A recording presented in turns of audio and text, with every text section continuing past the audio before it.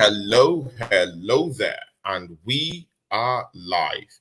See ya, ladies and gentlemen. See ya, guys. I had to go bring this legend back, yeah, for the Gooners and Max season finale. See ya, the co-owner of the show is back. Is back to town. Is back to Tony Clark Gunner TV. And see, yeah, it's no other person than my co-host, co-owner of the show, Steve Mahala in the house. Steve, man, you're welcome, man. I was scheduled to have this show with you last week, but I heard you were not feeling fine. Maybe you caught a cold. Sometimes, yeah, when players are playing football and they say, one, two players are gonna be missing because they got a virus. It's just a cold, yeah. It's just a cold, not really a virus. So, Steve, I heard you got a virus or something like that, man. But I hope it's all over right now, man. Hope you're okay, Steve. Welcome to the show. Po. Steve, Hey, welcome, man.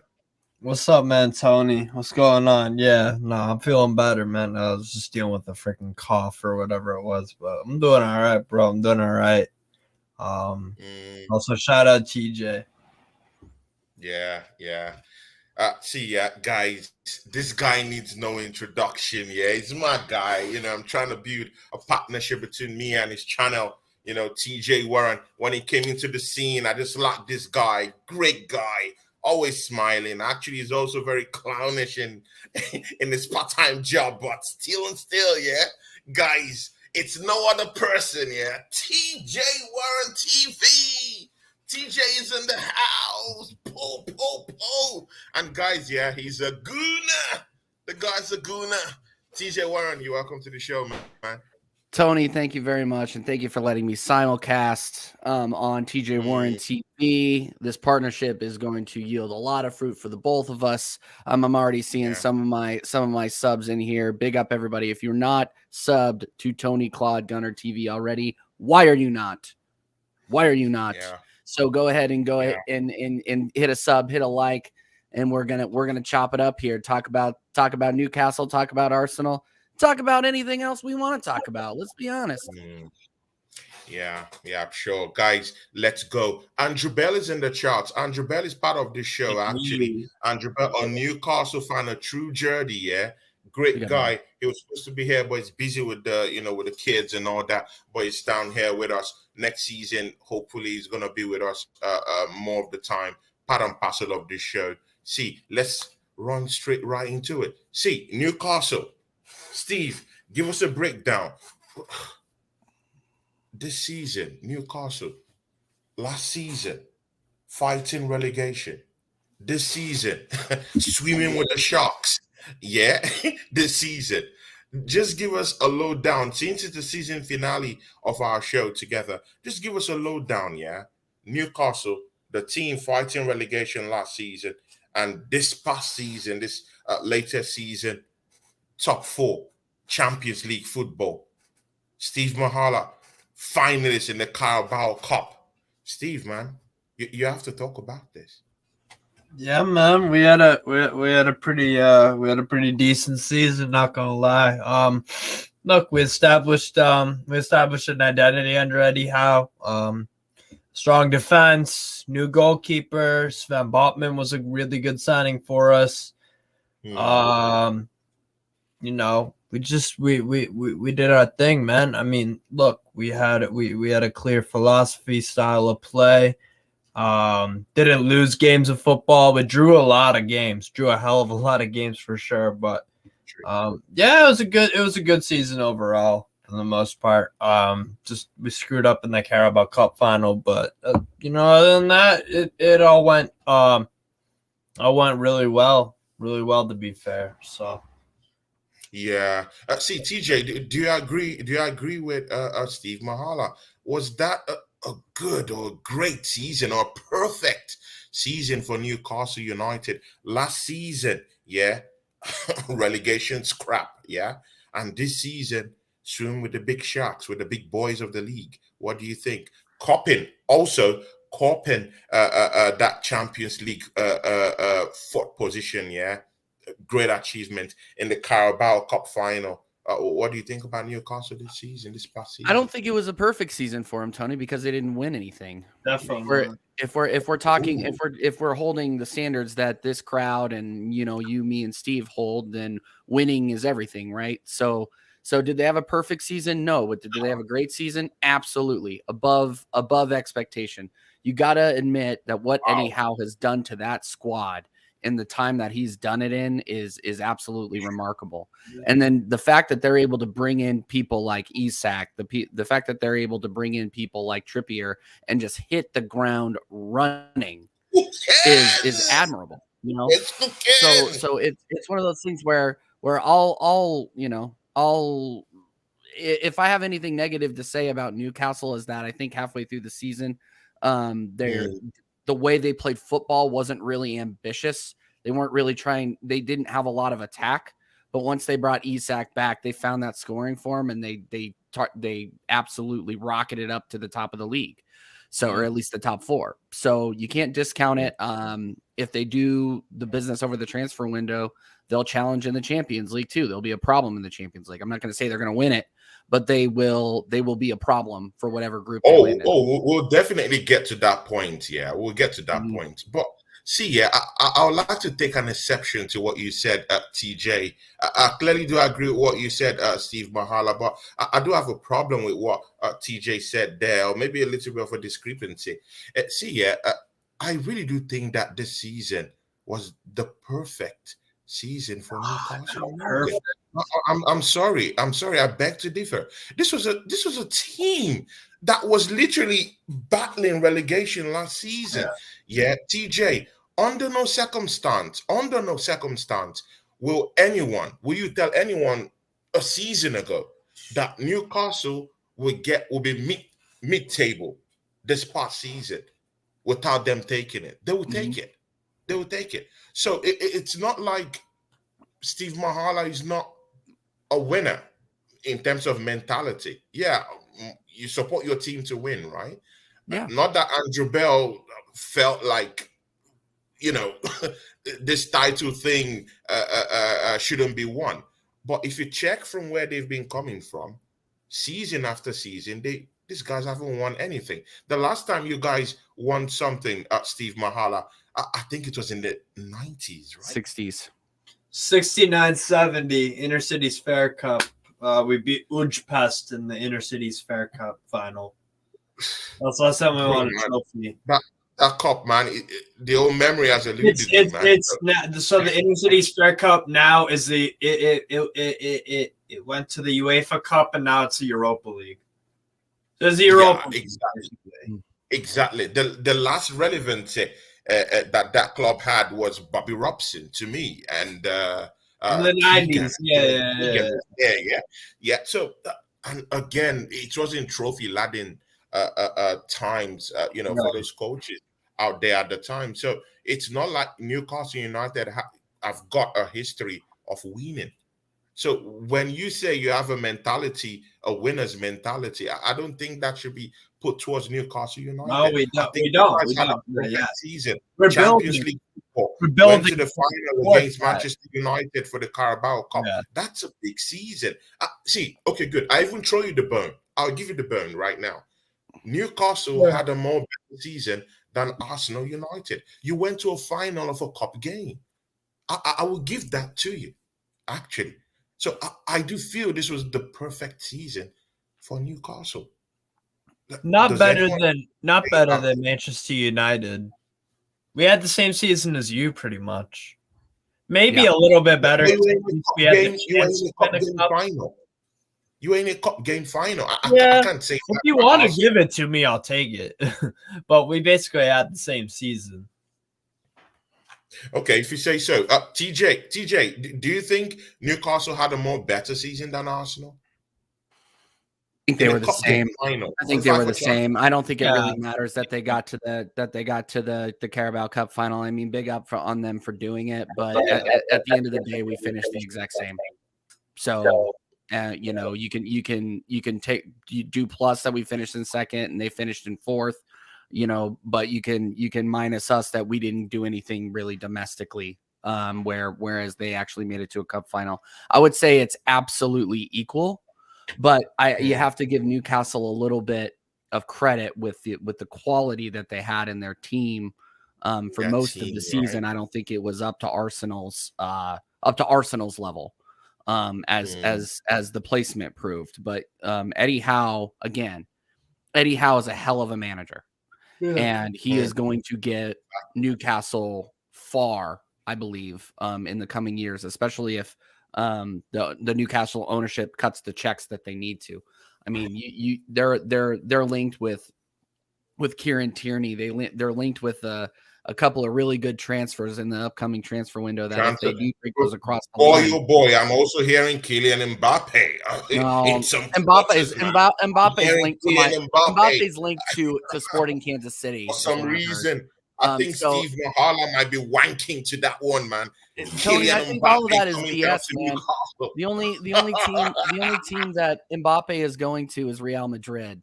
If we're being completely honest with ourselves, he wants to go there. Do you think Real Madrid would take him after? Do you think Real Madrid would take him after that? Yes. Misdemeanor he committed against them. He's the best striker in the world, arguably. Of course, and he can play on the left. Why not? You know, and I'm hearing like people will parade any transfer rumors they want about this kid, but he's always wanted to be Real Madrid. It's only Real Madrid. I saw somebody post about Manchester United with the Qataris coming in, and I'm like, that's why I keep saying, Tony, a lot of it is BS, man. A lot of it's BS. It's BS, man. If you use logic, you know that Real Madrid is the only realistic landing spot for him. So, and good luck to him. Good luck to him. But again, this afternoon, Steve Mahala, I did see Kylian Mbappe being linked to Manchester United. If Manchester United is being linked to that kind of signing, hey, you guys are one of, if not the richest in the league right now. You guys should be in for that shot for Kylian Mbappe, don't you think so? No, we should not. No, we should not. Are you kidding me? Really, Steve? We're not at the level of Real Madrid, bro. We're not at the level of Real Madrid. Tony, we just arrived to the party.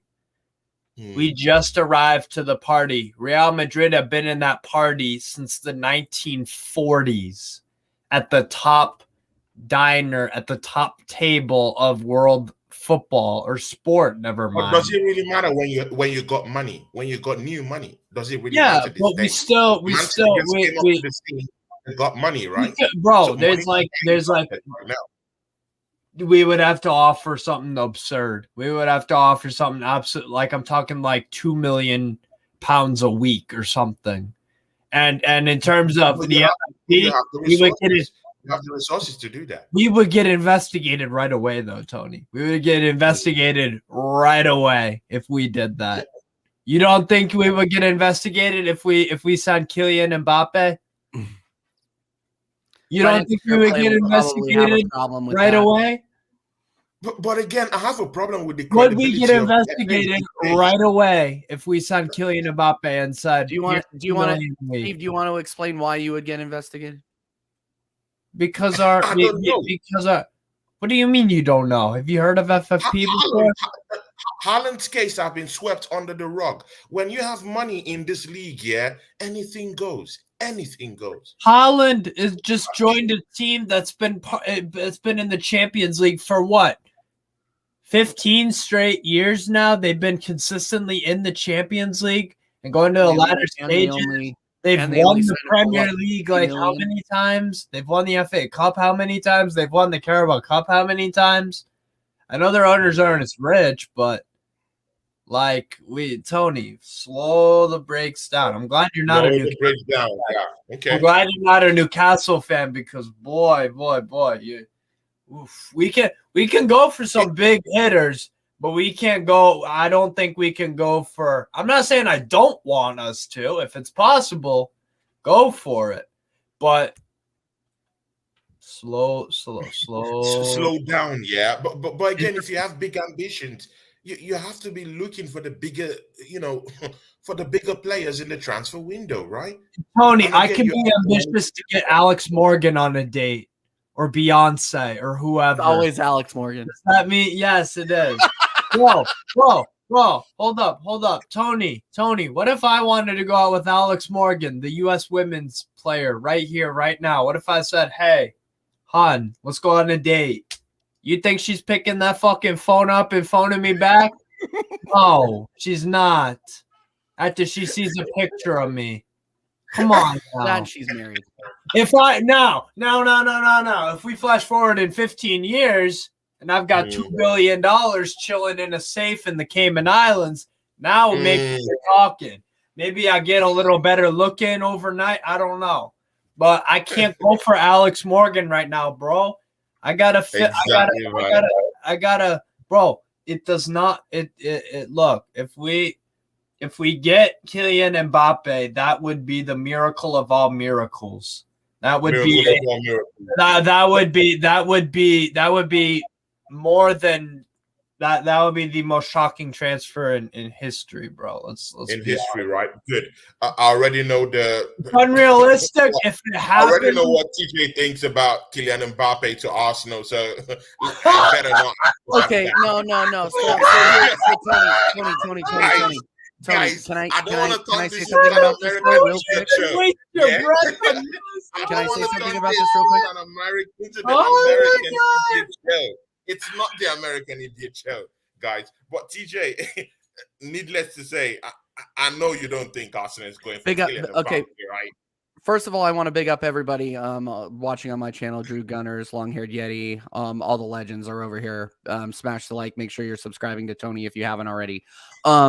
Guys, you know who put up a video? Steve, you're gonna laugh. You're gonna know what I'm saying. Big up, Andy. You know what I'm gonna say? Guess who put up a video trying to convince freaking Mbappe to come to Arsenal? 9-minute long video. Guess who put it up? Henry. AFTV. AFTV. Oh my God. I haven't watched it yet because I don't want to get angry, but I'll probably do a reaction video later. But I swear to you, it's out there. So go ahead and take a look at it. But Tony, thanks for asking. Mbappe will never come to Arsenal. Thank you for asking, though. Big up, Andy. How guys? All right. No, we're great, man. Good to see you. Guys, legendary scenes, yeah. See, yeah, TJ, yeah. Is it that Arsenal? See, is it that Arsenal can do this, man? Is it that Arsenal? At least Steve Mahoney still believes that Newcastle have the resources to do that. So there's still that belief system down there. But with me and you that are Arsenal fans, it's far-fetched. It's like a dream. We couldn't convince Joao Felix to come to Arsenal on a loan. You think we're going to convince freaking Kylian Mbappe to come here on a permanent? I bet you're glad you didn't get Modric, though. See, yeah, Andy Bell, man. You're welcome to the show, man. See, Andy Bell, we're in the season finale. Me and Steve Mahala, and of course, our big friend of the show, TJ Warren. And mind you, you were in the first episode of this show. Me, you, Steve Mahala forming a big partnership. It's only good. It tastes good to see the season finale with you down here, Andy. I just want you to know that. See, Andy, we have this left back of ours at Arsenal Football Club. I like this guy, yeah? Let's just be frank. I like this guy. This guy's name is Kieran Tierney, Scotsman, yeah? See, do you think Newcastle should be going for this guy? Is this the kind of names you want to be seeing your club being linked to? An Arsenal reject? I think you've all got to come back to if he stays fit, mate. Is he the left-sided? Is he the type of left-sided player that I would love at the club? Yes, yeah, definitely. Me and Steve's had this conversation quite a few times. Tierney, when he's fit, and he's had a run of games, not just when he gets fit and then has a couple of games. When he has a run of games, has proved that he can be a real weapon for Arsenal. I think that was more so when you had a bit more of a target man. In Nketiah, and I know Nketiah's not a target man, as in you hit him in the box, but he's a poacher. Would I like Kieran Tierney? Yes, I would. But Yeah. I would definitely be looking at others in Europe. I really would. I liked Grimaldo, but I'm led to believe that he's already left. Leverkusen. Benfica. Leverkusen. Yeah. So we've been pipped there. I quite like the lad at Leverkusen already, the German guy, Becker. Dutch. Mm. Yeah, Mitchell Yeah, Bakker. sorry, Dutch. Sorry, Becker. I quite like him. Whether he'd be right for us, I don't know, but we definitely need a left back, mate. So the problem is he ticks every box. Premier League experience, quality in crossing, but the problem is Dan Burn going to have to keep playing left-sided defence for us in the Champions League because Kieran Tierney's injured? So Is injured, right? Yeah, and exactly. That's also another side you have to be looking at. Steve Mahala, of course, you have to be cautious of that side of Kieran Tierney. He is injury prone. It's hard to but break that's it not to a you. knock Kieran Tierney That down. guy Let's be honest. as Is he talented though? as Because that guy Zinchenko is, he's Zinchenko also missed. injury prone. Let's be frank.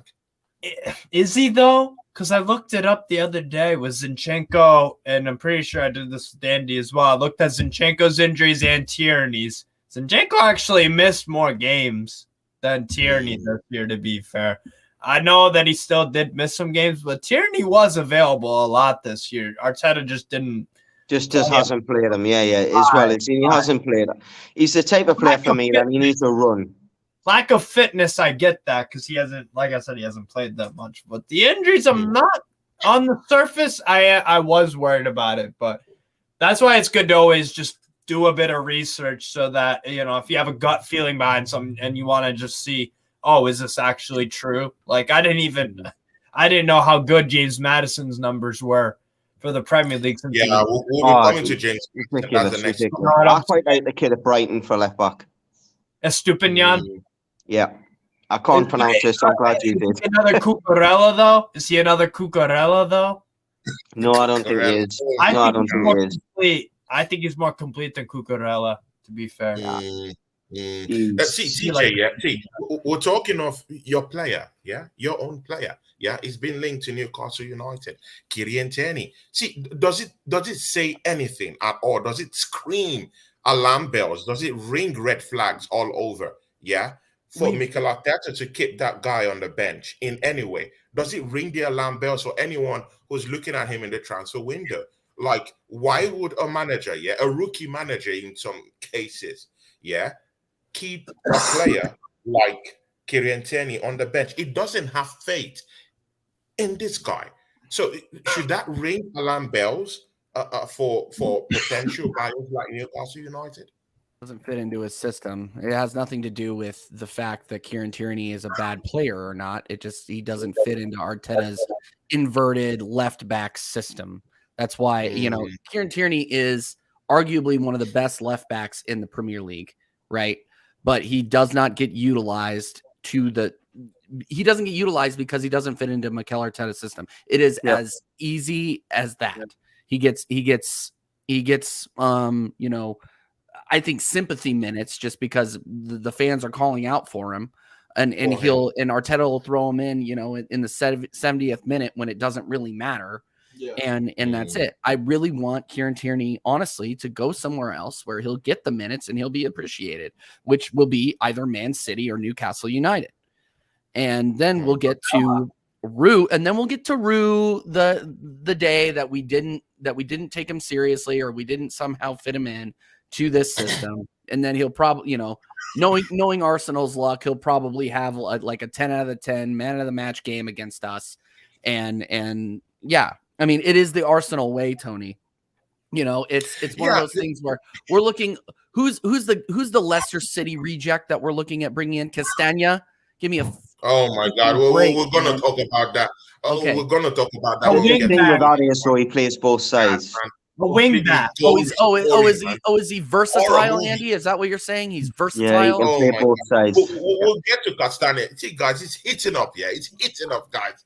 See, it's boiling, man. We're ready. See, Steve Mahala. See, Steve Mahala. See, if Eddie Howe next season, it's still related to this Kieran Tierney stuff. Yeah, if Eddie Howe wakes up tomorrow morning and say, you know what, yeah, this past season, I swam with the big sharks, yeah, I tinkered with big managers, I got some certain results, I disciplined Manchester United, I still gave Arsenal a hard time at home, you know, I still went into Newcastle, grabbed a couple of stuff, you know, around big clubs, big fields, you know, this past them. And Eddie Howe says to himself, you know what, yeah, since I've gone into these dark places, yeah, why can't I start thinking like being a Pep?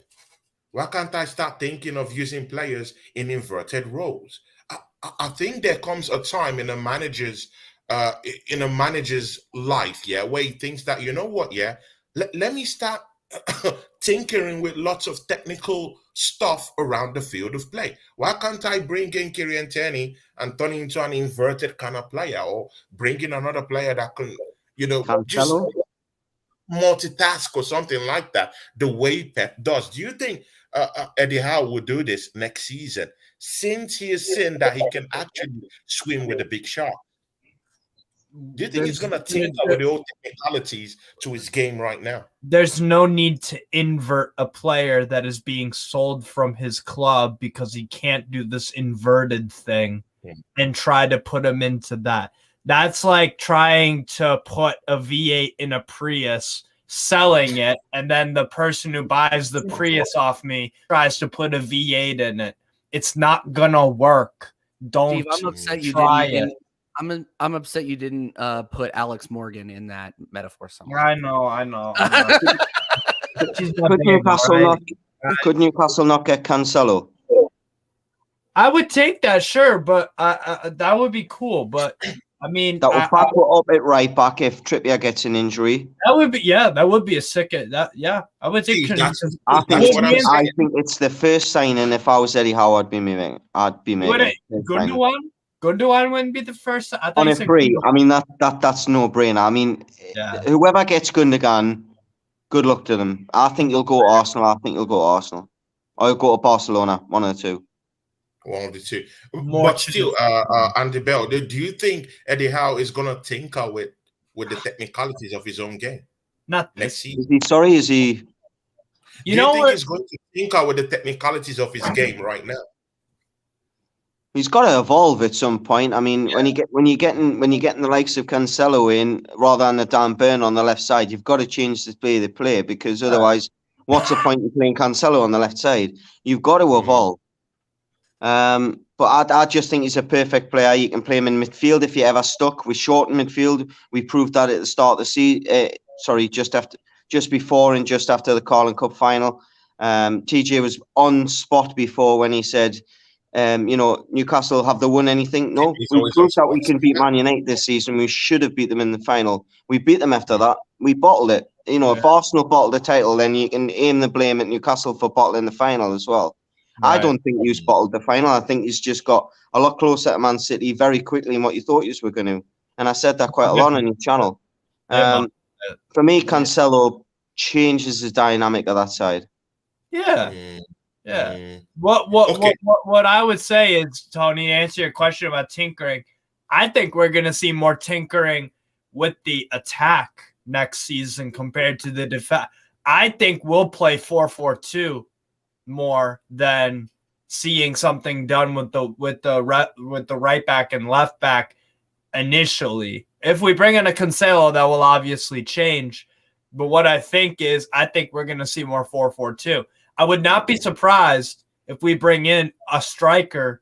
Dan Burn in the UCL. That's terribly annoying from the same club. Do you still need a striker? Do you still need a striker? Yeah, I would say. Look, Tony, I was looking it up the other day. Will Stewart actually showed me. Shout out, Will.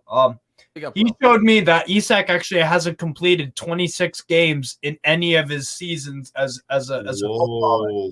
He's only made a maximum of 26 appearances throughout his pro career at Real Sociedad, Dortmund and Is that not because of his age, though, Steve? You've got to remember, he started coming into the first team when he was like I'm 19. saying there were injuries in a few of them. That's the only thing. That was the thing. So, And he was 19 when he burst into the seats. Come on. TJ, I needed this guy. This next question, I needed this guy as a backup, not like the main kind of focal point that we should be getting this season, Listen, the summer transfer window, but as a backup. And this guy's been linked to Newcastle. Still Newcastle. See, it's not a person than James Maddison. Newcastle have, they've stolen the match over Tottenham Hotspurs for that signing, And I do feel that Arsenal should be getting this guy. This guy will literally give you 18 goals. 18 goals, from the midfield every season. I can vouch for that, This guy's goals output, he's not even a striker, and he's even putting up like 12, 15 goals every season, TJ, do you think that that's going to be a good signing for Newcastle more than it will be a better signing for Arsenal? I think it would benefit them the same. To be 100% honest with you, he would be a good backup. I mean, and if we don't get another midfielder across the line like a Caicedo, then he could start and replace Xhaka. I've been a Maddison fan for as long as I've been following football intently. I think he is an incredible player.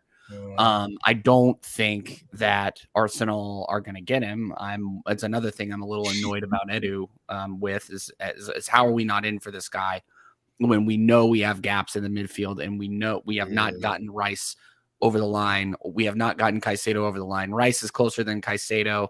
I think we are going to get Rice over the line, but he's the defensive mid, right? We need an attacking mid like James Maddison to fill in the gaps where Xhaka's leaving. If we're going to keep our same Odegaard backup. Odegaard. I mean, here's the thing. Is that Odegaard falls off, then Madison will be there. But we also need somebody on the left to play on Odegaard's left, right? You need an 8 that was Xhaka, where he would play more forward and Partey would do more of the defense. Yeah, exactly. So, and I'm not 100% convinced about Partey either. So it's one of those things where any sort of depth in the midfield, I will not sniff at or raise an eyebrow to or raise a nose at, whatever metaphor you want to use. I'm not like, we need depth all over the pitch if we're being 100% honest with ourselves. And, because we're not going to see Tomiyasu at that fullback position until December. He's out. And even when he did play, he was shaky, giving that assist to De Bruyne and kicking off Man City's run to the championship. It's one of those things where the quality that we have in the fullback positions right now does not give us the luxury to be getting rid of people like Kieran Tierney. So I know I've come full circle back to Kieran Tierney because that's what I always do. But at the same time, I'm not wrong. Back to Alex Morgan, baby. Just to support your argument there, though, TJ, you on about the shape when Steve mentioned about Nate and everything. But if Zinchenko's inverted as a wing back, that allows you to play another narrow midfielder like a Maddison. I mean, Maddison can go out on the right or even out on the left. You could accompany Odegaard and Maddison switching 10 positions, one switch. Saka can still play out on the right. I honestly think that with Zinchenko coming narrow, you can accompany another player that is more comfortable in the middle but can go out wide. Yeah, no, I agree with you. I agree with you on that. I have no rebuttal to that. See, Steve Mahala, is James Maddison linked to your football club, Newcastle United, in the papers starting from yesterday? You guys apparently we're leading the race for him. See, is James Maddison an elite player? Steve Mahala, is James Maddison an elite player in your own view? What do you think about this guy? Yeah, he's good, man. I would rather take Dominic Szoboszlai if we're talking attack. No, I didn't say good. No, Steve. Is he an elite player? Define elite. Top 10 in the world? Is he an elite player? You know the meaning of being elite? Define it. No, because everyone has their own definition. Yeah, okay, good. My own definition What's of your that own one in football definition term of would be elite? something Top better 10? than good. Something Is he elite better to than Newcastle? I think is the question, Tony. Is he elite for Newcastle? probably. That what Yeah, I I say. think so. He would be a fantastic signing for us, absolutely, because he fills the need. Need goals from midfield. Need goals from midfield. He provides that. Provides creativity. Could also drift off. Typically, ride wide right. He could drift off there. Playmaker. I think he took. And it got goals in it. It got goals in He's it. got goals in the bro. He's got season. great deliveries from set pieces. Intelligent footballer. I mean, the guy is the complete package. He's offensive. He's just dynamite. You know what I'm saying? He's the type of player that when played Arsenal away earlier this season, that if we had him in my side, we might have beat it. Might have, yeah. We might. I'm not saying we would have, but we could have opened the door because we did play really well that day. Andy, you know what it also does? It gives us another string to our bow. That's the thing. That's what makes the good teams, the elite teams. They have many strings to their bow. They have many different ways they can attack you. They have many different goal scorers, many different defenders, midfielders that can do the job. Strings to your bow. It's a bad analogy, I know, I apologise, but it's like Mayweather, boxing-wise. If he doesn't hit it with a hook, he's going to hit it with a jab, or he's going to hit it with this, or he's going to hit it with that. It's something different. Yeah, and again, I do think that Newcastle always played with a certain plan A, up in their head. We have a plan B. They played. There wasn't any comfortable plan B for them. Just like I agree with Tony on that one, Steve. Plan B, nothing. Yeah, James Maddison is that guy that could come in there and complete that jigsaw, completely turn it around on their heads, give you a plan B with a goal scoring midfielder. Tell me of any goal scoring midfielder that Newcastle got this season. None. Bruno Guimaraes, maybe if he'd finished these chances. Committing forward is very, very hard for him, because committing forward for Bruno Guimaraes is very, very difficult because he's a defensively focused midfielder. He doesn't drift that much. That's why he doesn't really get goals. Yeah. So bringing in James Maddison changes everything, changes the dynamics, gives you goals, gets you drift around the attacking area, 18-yard box. He can do that, and he can literally play penalties for you. He's a good player. I don't know about you guys, but our plan B this season has been either moving Joe Linton from midfield to attacking left midfield, or moving him from attacking midfield to centre midfield and bringing in ASM and holding Joe Linton. Do you know, it's always been around one player moving, one player coming in. Whereas I don't think you don't need to move Joe Linton if you bring Maddison on. No. We've always moved Joe Linton if we brought ASM off, Willa came on, or Willa came on and ASM on, vice versa. We've always done that. Murphy's been similar for Miggy. We've got the attacking version in Miggy. And then if the game's not going right, then we'll try something different. Balls in the box off Murphy, and we'll drag Miggy off. Maddison, for me, changes that script. I agree with Steve. Szoboszlai, for me, would be... I know Maddison's got proven ability in the Premier League, but I say something in Szoboszlai. See, TJ, let me rock your world, I'm going to rock your world right now. 2 questions. Rock your world. TJ, let me rock your world right now, See, TJ, look into that Newcastle team right now. Oh, you're a married man. You cannot rock his world. Come on. Have this in your head, TJ. Have this in your head, TJ. Man City, shameless, completely shameless. Looked at that Chelsea team and said, you know what, we're going down there to take Kovacic. Without shame, these guys are shameless, and they're the champions. So if the champions are doing that, who are we? Who's Arsenal? Do you think that Arsenal right now should look into that Newcastle team and say, you know what, let's go and let's go cause some problems down there in that team. Let's go and look and see if we could get Miguel Almiron to come into our team. Is there any player Arsenal could look at Newcastle right now and say, you know what, we can test the waters? I'm not saying it's going to happen, but can we test the waters and tempt 1 or 2 players from Newcastle? And who would those players be?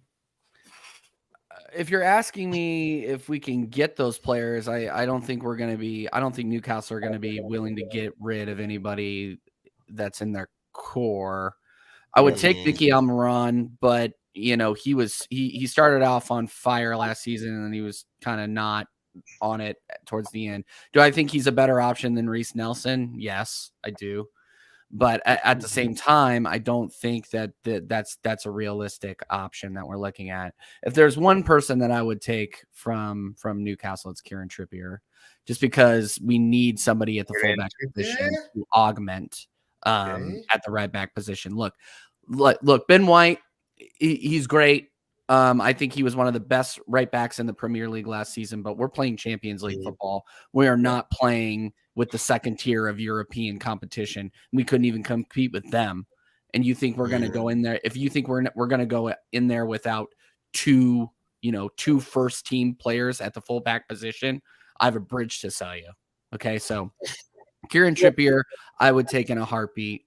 I would, and it's too late, but I really wanted this guy when he was available. But the other guy I would take is Alexander Isak. Isak is a baller, and he is going to score a lot of goals.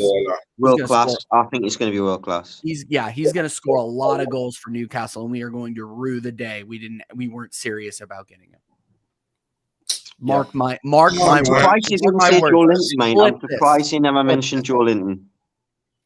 What? Joe Linton. I'm really surprised. Because do you fancy Joe Linton, TJ? TJ, do you fancy Joe Linton? I think he's a player, but I don't know. I don't watch enough Newcastle to honestly know. Right. But do you think he can fit into Arsenal? Yeah. Such an enforcer, mate. Such an enforcer. Gets a crowd going. Dude, that guy bosses wherever he goes. Mate, I would be terrified if I was playing midfield against him. I guarantee there's people next season going to be shitting themselves in the tunnel having to go against Joe Linton because he's not frightened of picking up yellow cards. He's not frightened of going through you. He can play around you. He'll hold you off. He can score. If we can keep him in the mindset that we've got now, he's in the Brazilian side. This is going to do a lot for his conference. The fact that he's getting his first Brazil call-up, it's going to do a lot for his confidence.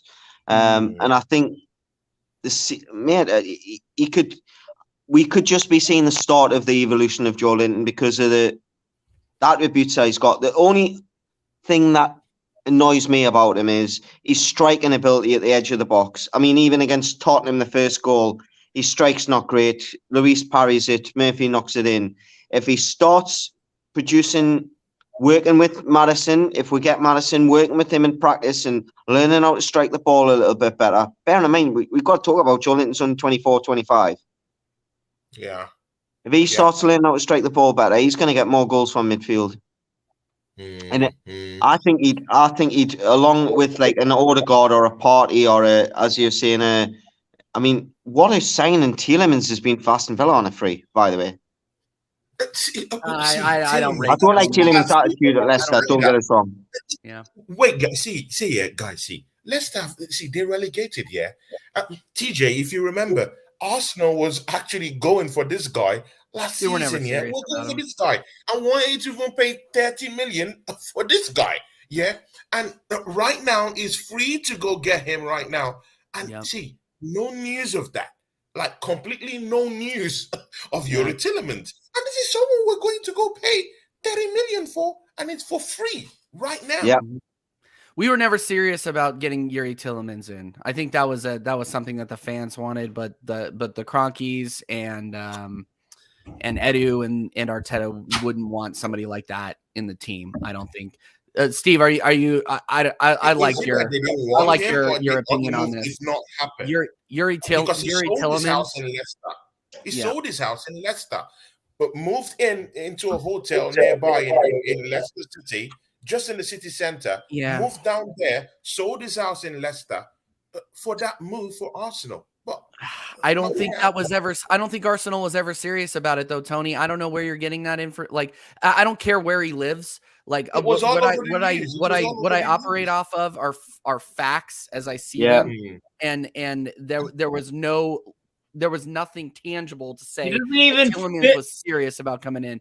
And Steve, I'm about to say what you were about to say, so I'll just finish and I'll hand it off.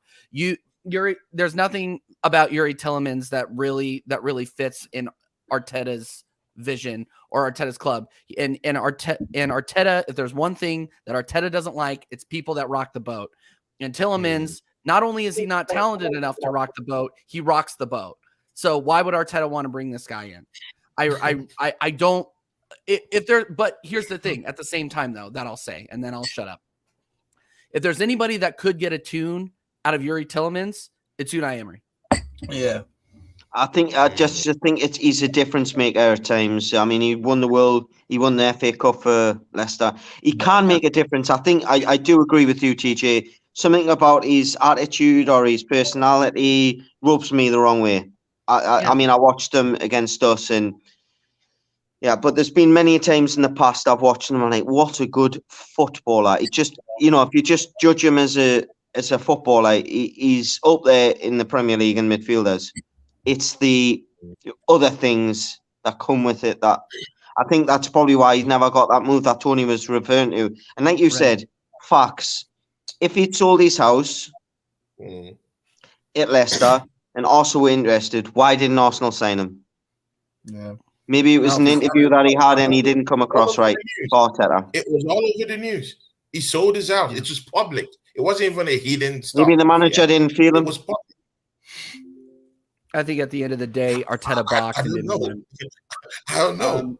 Even By Leicester the City way, were Tony, real quick, big up everybody watching. Smash the like. We got 11 inside my chat, and they're absolute legends. Big up.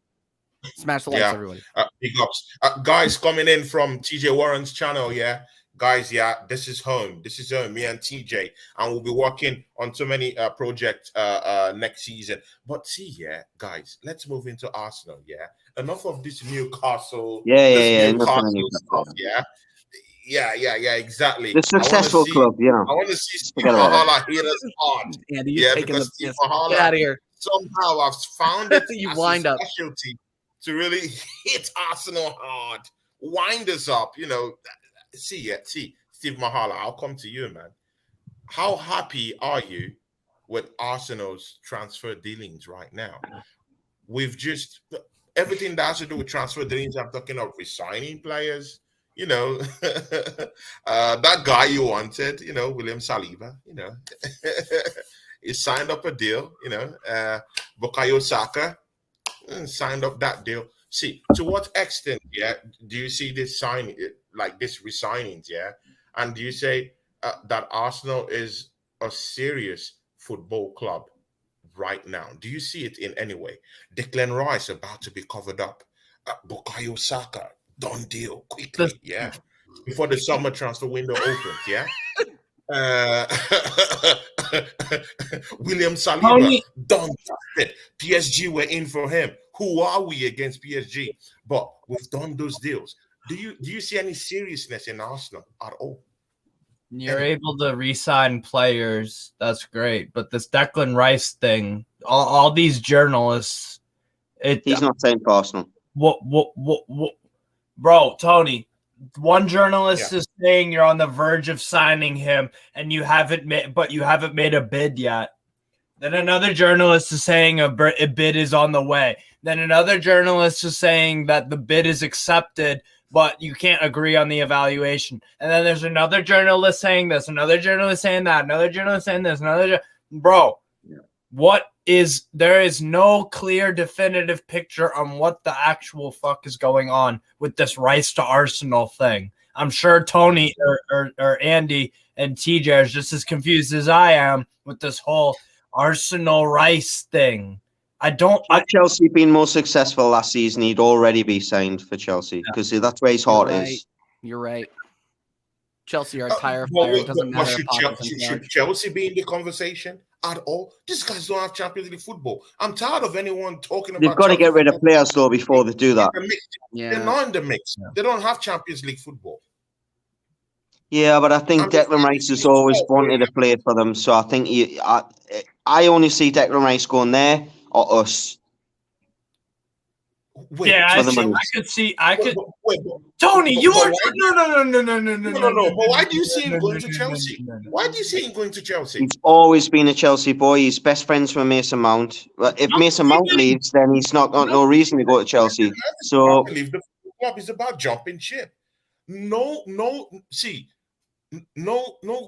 clear thinking player would go to Chelsea Football Club right now. yeah, you're right. You're right. Unless you've got an emotional attachment to them, that's the difference. Alan Shearer shouldn't have went to Newcastle in 1996. You should, We were second in the league. We just dismantled the squad. We'd lost all our best players. He didn't know that when he was signing, but if he'd known that, he would never have went.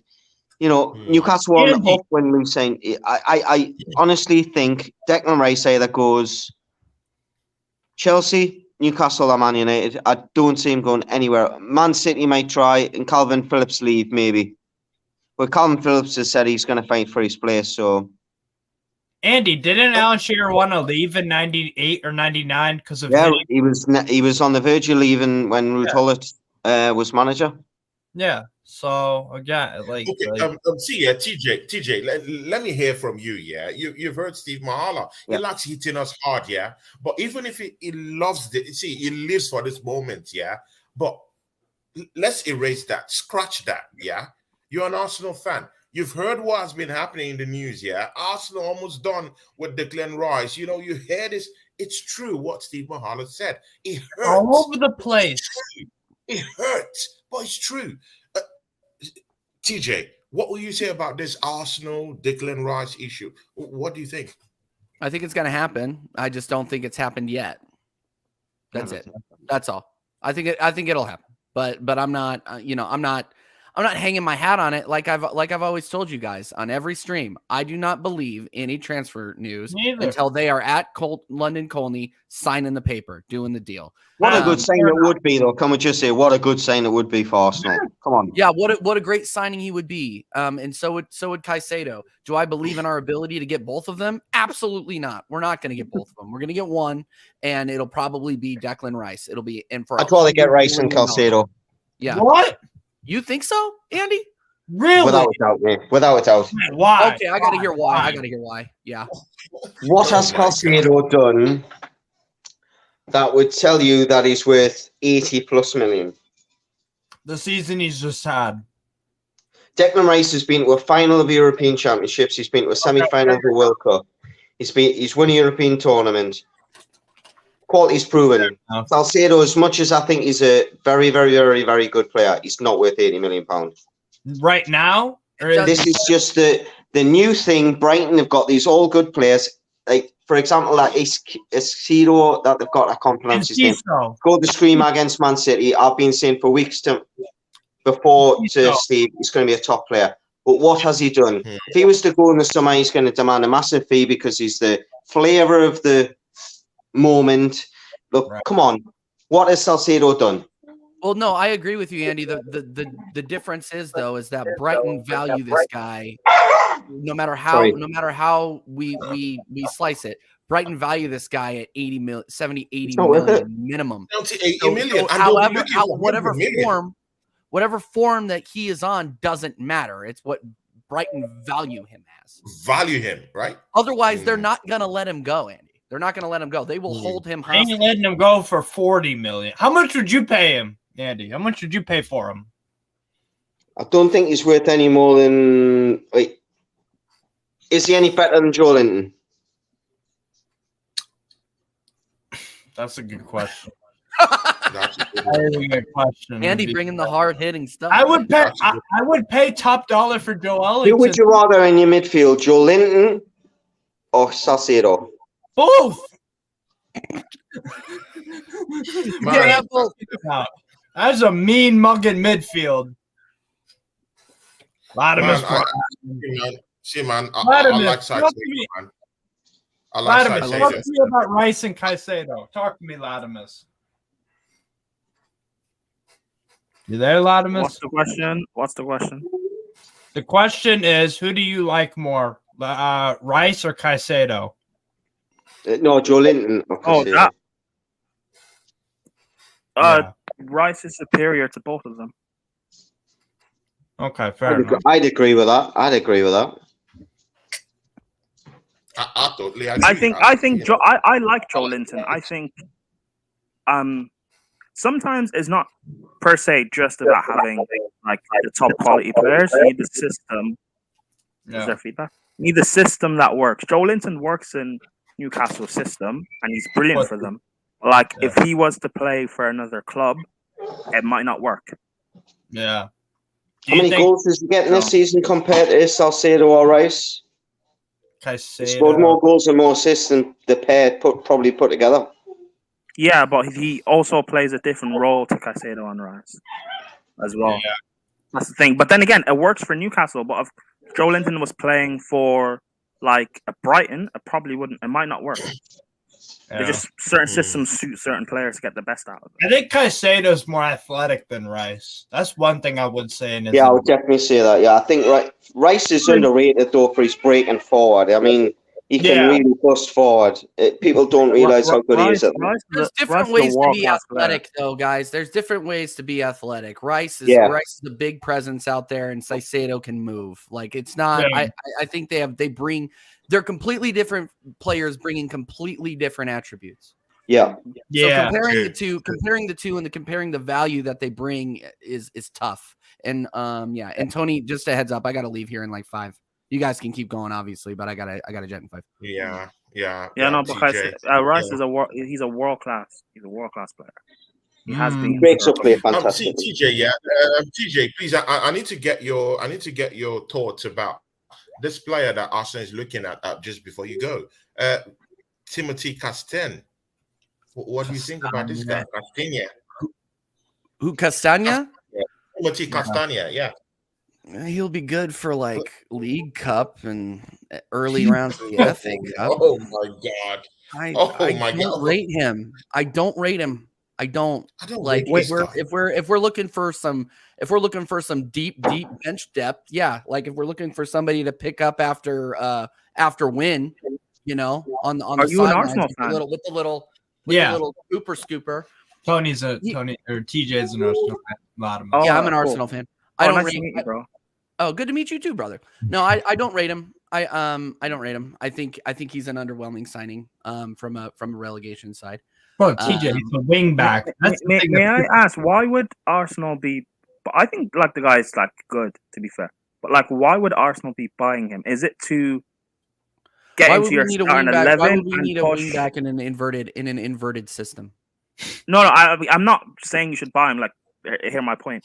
Is he like? Why would Arsenal be buying him? Is he like gonna make? Is he getting into your 11 and making the difference to beating City to the title? That's why I said or if we do is it to be a backup player? Because if that's the case, why not Arsenal buy? If we get him, you play him against like Luton Town and Oxford United. Yeah. Like I'm not playing this guy. If that's the case, like I'm of the thing of like when you're a top club, you buy players to kind of raise the ceiling of your squad. So and Arsenal were linked to like Cancelo. So if you guys not buy Cancelo, that means then Ben White becomes a backup. It means you have a better squad. Right. Yeah. No, I agree. Can't Cancelo play on the left? He can play both sides. Cancelo can play both sides. I want to see him anywhere around Arsenal. Yeah. You don't want to? And again, I still feel that there's a reason why Leicester City are relegated. Yeah. So I don't see why we should be going and be getting this guy. Yeah. Horrible defender. I don't like anything about that guy. I don't want to see that guy in the football. I'm sorry. Here's my biggest gripe with Arsenal signing Timothy Castagne. First of all, the guy is a wingback. He does his damage for Belgium, and when he was with Atalanta years and years ago, right? He did his damage in a 3-4-2, a 3-4-1-2 as a wingback. You could play him either side, that's cool, but as a wingback, defensively, he was not responsible to defend. Because wingbacks, you don't have to be a brilliant defender. You're meant to be pretty much just a wingback. You know what I'm saying? It's not a defensive thing. That's why certain players can be wingbacks and some. Steve, he's been saying to fill holes, mate. That's all it is. Is if you get injuries, he's got a left back and a right back. Arsenal don't play wing backs. That's like them signing. That's like them keeping Nuno Tavares. To be very fair, in Atalanta, he was very good. He had good But that's a performances. wing back. In Atlanta, Does he's a Arsenal very play? good player. Does Arsenal play with wing backs in a 3-4-1-2? No. You know what I'm saying? No. Man, It's all well crazy, and good man. in saying he was good at Atalanta, and he was. TJ's but about to go. like- TJ's about to go. But TJ, yeah. Guys, please, because TJ is about to go. Yeah. TJ, please, final question before you go and leave me and the guys here, yeah? Kivior is in the news again. Kivior's news came up this evening, yeah? I saw it. Kivior wants to go back to Italy, yeah? Him and his girlfriend, they want to move back to Italy, yeah? Napoli is in for him, yeah? They're in for him, and he wants to go back. Your thoughts? If that's true, if he doesn't want to be here, sell him. I don't care either way. You don't got time for that. I don't got time. I don't have time for anybody that doesn't want to be here. So if Kiwior wants to go back, do you think we will be making a mistake if we let him go? Will we be making a mistake if we let him go? I don't at all. I don't. Tony, it doesn't even matter. If the player doesn't want to be there, then the player don't want to be there. Yeah, So that's my take on this. TJ Warren TV. Hey, Tony, I'm gonna keep the simulcast going, my brother. Yeah. Thank you again so much. Man, big up everybody that tuned into Tony. Big up everybody that tuned into me. Thank you so much for your support. We hit 300 subs over the weekend, so we'll be having a 300 sub special sometime this week. So keep your eyes peeled. Thank you again, Tony, for having me on. Big up everybody on the panel. Love you guys. Big up, CJ. Catch you soon. CFCOG just came into the show. CFCOG, shame on you, man. You were supposed to be on this show. But he's also a member of the channel again. Big ups to you, CFCOG. It was a weird signing. You can get better than him. Sell him. CFCOG. Big ups to you. Latimus Prime, yeah. Do you think it makes any complete sense? Arsenal just brought in Kivior just this January, yeah. Sorry guys, I forgot the charger. And he wants to leave in this summer transfer window back to Italy. Do you see any sense in that? Arsenal. What do you mean sense? If he, why would you keep him then? If he wants to go, he wants to go. Why would you keep him? And plus, he's not the best either.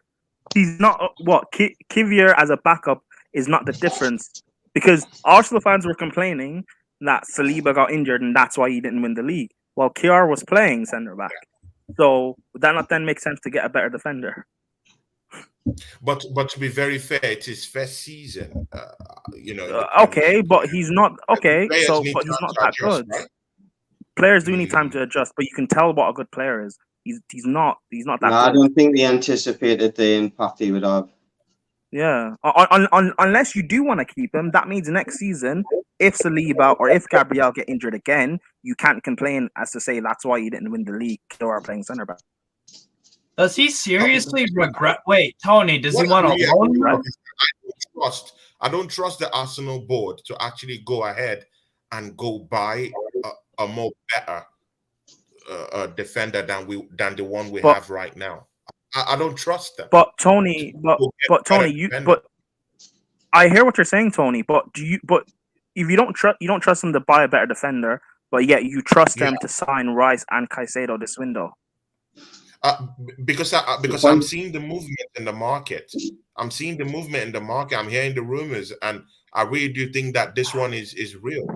This Rice issue, at least the Rice. True, fine, but maybe you'll see movement if for a centre back, for a quality centre back, if Kivior leaves. Well, I'm hearing. I'm just saying the guy's not Kivior. The guy's not that good. Like, what, as your fourth choice centre back? Yeah. I think for me, Kivior is. I mean, he's still only 23. I think if he wants to go back to Italy and Napoli want to buy, if they lose Kim Min-jae, for me, that's a good replacement. He's not as good as Kim Min-jae, but from what I saw in Serie A and what I see with Poland, this kid is one of the only decent Polish players out there nowadays. To be honest, so for me, I think if he wants to go, then just let him go. If you don't want to, we're gonna have to go, guys. But on Kim Min-jae, I was watching a podcast with Stephen Colker the other day, He's so good. And he turned around and says when he went to some Turkish club where Kim and Jay was, Fenerbahce. and he turned around and said, this guy's going to go for 100 million at some point. He's outstanding, blah, blah, blah, blah, blah. So I can't stand here hand on heart and say, well, I've looked at him and went, oh, God, he's a top centre-half. But if someone like Stephen Coker, played for England, let's be honest, says that this guy's top class, any side that gets him is going to do well. But Tony, thank you very much for having me on the.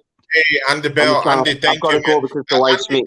Andy, just before you go, this crew, because me and Steve, we've already talked about this backstage. We are, this crew right here, right now, me, you, Ladimus, and Steve Mahala for next season. Me and him, we talked about it, and I'm completely okay with it. So Ladimus has been a friend of mine at least since I started this channel. So yeah, I think it's all good if 4 of us come in for the season 2 of Gooners and Max. It would be a very, very good stuff to put out there. Lots of content. We all know Ladimus and Jabel, you know what you bring to the table too. So big ups to you guys. Next season, we have to do this together. Yeah. Big ups, Andy. Steve, I'll tell you, I've got big motivations getting into YouTube a little bit more next season. I'm prepping for it and everything, so I hope I can help you out. Thank you for having us on. Take care, Lanimus. All the best, Steve. Big up, Tony. Yeah. Take care. All the best in the chat. Hit the like button, please. Take care. Big ups. Yeah, big ups. See, Ladimus, see. Saicedo, we're talking about Saicedo, yeah? This guy, we had an agreement with him January. I want him to come to Arsenal. I want Arsenal to buy both Rice and Saicedo, yeah? But I'm hearing that Chelsea want to come into the fray and gazump this deal. If you were a player, yeah, right now, Latimer's prime, would you be looking? I want to be honest about this, yeah. Will you be looking at Chelsea Football Club right now, looking at what happened to that club last season, and your Saicedo? Will you say, I want to go to Chelsea Football Club right now with no Champions League football? The dressing room in disarray anyway, and you guys came 11th last season. If you were Saicedo, will you pick Chelsea over Arsenal? I'm sorry, I'm putting you on the spot. I mean, the dressing room's not in disarray, and 2, I don't think Champions League football is like the end all and be all big thing that people kind of try to make it out to be, because if you're just picking a club based on Champions League, for example, right? Say he picks Arsenal just based on Champions League football. Say Arsenal finish 6th next season. Does that mean he should then leave Arsenal because he wants to play in the Champions League? That doesn't make sense. So I think it's making. I don't know. Because I don't rate Caicedo, to be fair, that highly. So I don't really per se care where he goes. Wow! But Big statement. I do rate Rice. I would like Rice at Chelsea, but all the other political stuff, like the same thing that revolved around Mason Mount, Steve knows this, is why I don't want Rice at the club. Because of how he'll be treated amongst the fans. I think for Arsenal, I think, to be fair, I think they probably would be 2 great signings for you guys, but. Just being I told you this a couple of months ago, being real with how your board operate, you're not going to sign both of them. I think you'll probably sign. I think you will sign Rice. I don't think you'll sign Caicedo. Bro, we don't know yet, man. We don't know for Rice, man. And I'm still what we do know for Rice is still in the news. Man, you've got a free run at Rice. You've got a free run at Rice, though. Arsenal have a free run at Rice. No one else is going in for them. No, not a free run. Come on, Bayern Munich was, and even Tuchel. I know, but Bayern Munich pulled back. No one else is. This is not me saying this disrespectfully. You have a free, he wants to go to Arsenal. You have the free run at him. You might as well sign him. Unless we get involved in this, unless Newcastle do, which we could maybe. No, I think even if Newcastle get involved, he should still go to Arsenal. Right. Just being honest. Right. That's what I mean by free hit. Like, we might be competition, but it probably still would go Arsenal. Okay, see, yeah. For instance, now, yeah. Now I'm doing if buts maybes now, yeah. Yeah. Steve Mahala. If Arsenal goes into the into the transfer window, yeah, in this transfer window, the summer transfer window, and go and get Rice. Rice in the bag right now, yeah. We already know that, yeah. If Rice is in the bag and we go for Saicedo, yeah. Do you really see Arsenal as title contenders next season with that midfield? Contenders, yeah, not favorites for the title, but you should give with those signings, with that not solid not favorites, but definitely like top 2 or 3. Absolutely. Should so Arsenal therefore, not? challenges, right? So therefore, Wait. challenges, right? Yeah. I would Can I say so. ask Steve this though? Okay, good. Should Arsenal Latimer, not? same question goes to you. Arsenal should already be title contenders anyway. Even if you don't get Caicedo on Rice, because you challenged last season, you were top for 93% of it, and you should have got over the line. You should already be title challengers. If you're not title challengers next season without Caicedo and Rice, there's something massively wrong. Right. But again, Latimer, when you make those type of statements, yeah, you also have to put into perspectives that other teams, yeah, had down times this season. You have to put that into perspective. Yeah, but Tony, that Liverpool had a shitty season, and next season is not going to be like that because they've also improved on their midfield. At least they went to get in McAllister, right? Who told you that next season that Manchester United won't get back into that mojo and get back into top form? How do we know this? I'm also hearing rumors of Manchester United signing Kylian Mbappe. If that happens, things could just change. So I don't really see Arsenal having that automatic title challenger tag all of a sudden with your argument, Latimer Prime. United are not getting Mbappe. And also, no, don't do this because last season, when I was trying to say to you that part of Arsenal being so great is the fact of United and Liverpool and Chelsea have underperformed, Arsenal fans weren't hearing it. So don't play the tag now to make Arsenal seem as underdogs again for the title. You guys should still be up there. Just based on how great you guys were for how long you were, you should still be at the minimum. Hold on, let me finish. Hold on, let me finish. Hold on, let me finish. Hold on, let me finish. Hold on, let me finish. Hold on. No. Hold on. I'm talking about your run. Okay, great is the wrong word. I'm talking about how long your run was. Let me finish. Okay. I still expect you guys at a minimum.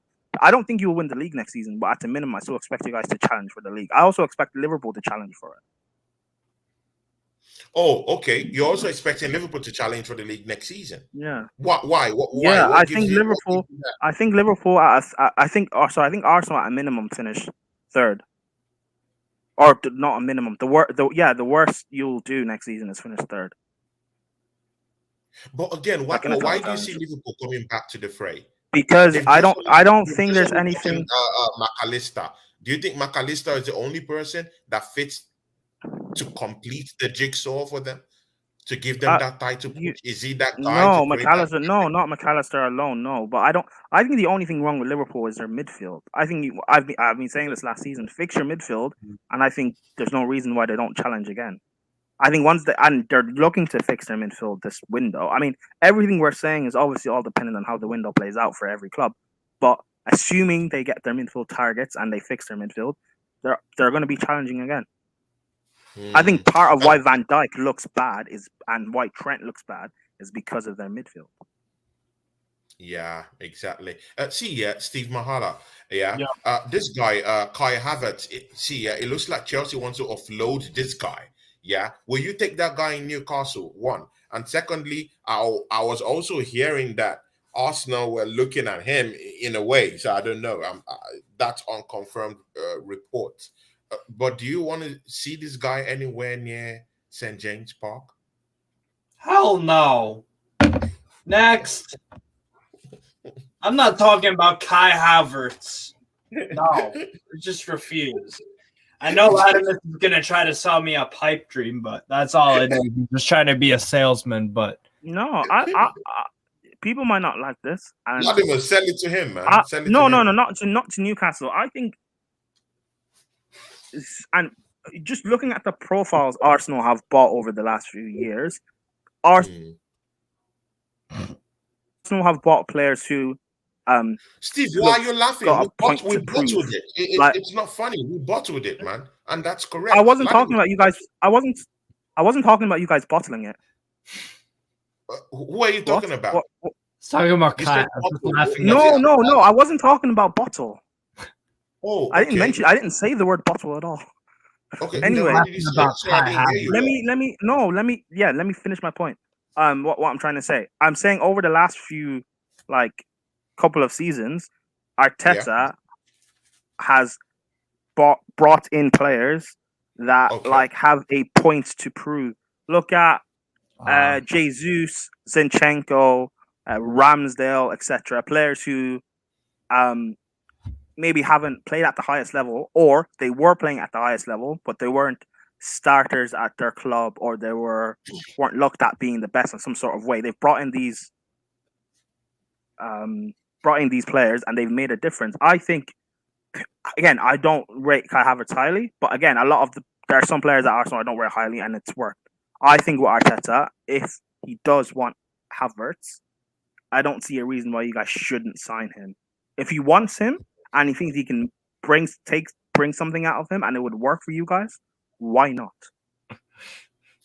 Ladimus, thank you very much. I think I'll send that package back to you. I don't want to see that guy anywhere the Emirates. But see, you can say that, but Ladimus, there's this. Where would he play? That's my question. There's this thing that's bothering me. Manchester City.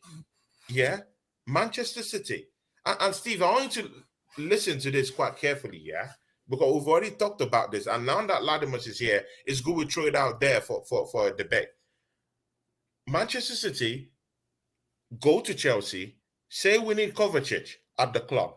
Kovacic tells the Blues, "Oh, I don't like what was going on with the football club." He completely jumped ship. He wants to come to Manchester City, right? And that's shameless, shameless. Manchester City going for that. If Manchester That's not City shameless. if Manchester City is going to Chelsea, taking Kovacic, I won't take in my football club. I don't like Kovacic. He's a good player. I don't take anything away from him. Champions League winner. I like him. He's a good guy. Good player too. But I don't feel that's what we need at Arsenal Football Club. But if Manchester City is going to Chelsea and taking Kovacic and bringing him to Manchester City, Steve Mahala, what does that say to you in any alternative reality that you'll put it in? Bro, it means you think he's coming there to be a starter? Why? Why would Pep do this? Mateo Kovacic will be a pretty damn good squad option for them, for sure. I like the player. I think his, the athleticism, his build, technical ability. He's good on the ball, makes right decisions. Not the flashiest of players, but just overall a pretty solid player. I think that makes sense for Man City to be fair. I'm sorry, he didn't do it for Chelsea, right? He didn't do it for Chelsea this past season. And Latimus Prime will let you know about how crap that Chelsea squad has been for years now, right? Am I wrong, Latimus? You say his level has dropped. Has his level dropped, Steve Mahala? Okay. No, Steve. I'll wait Steve wait. Steve, finish that up. Has his level dropped? Because you just showered encomiums on this guy, and I feel his level has dropped. So if Manchester City is looking at him as someone that would bring in a certain kind of skill set to their team, I wonder what they're looking at. So what is it that Pep Guardiola is looking at? To be fair, they always manage to get it right with most transfers 9 times out of 10. So it's not the signing I would make, and I like Kovacic a lot if I were in Man City's position. But the thing is, Tony, what makes it dangerous is that's the thing. Man City get most of their transfers right. Most of them. What's the transfer that failed recently? The only one is really Calvin Phillips, right? What's another one that's completely failed for them? I wouldn't say Phillips has failed, to be fair. Ladimus Prime, what do you think? Kovacic to Manchester City. This guy is your player. I know you respect him. I've seen you talk about Kovacic. I know you respect that player. But do you still have that kind of respect for him right now? Well, what do you mean? He hasn't disrespected us in any way. He does want to leave, and Pep is the best manager in the world. And they have one of the best scout networks in the world. There's a reason why they want him. What he would like Kovacic. Part of it over his last couple of years has been his injuries, and Chelsea don't know how to really keep players like fit. But when he's fit and firing, he's one of the best midfielders in the world. He starts at Arsenal, and he'd be your best midfielder. He'd be one of your best players. He starts for just about every team in the league, maybe like barring City because they have Gundogan, and he would start for just about every team in the world, barring maybe Real Madrid.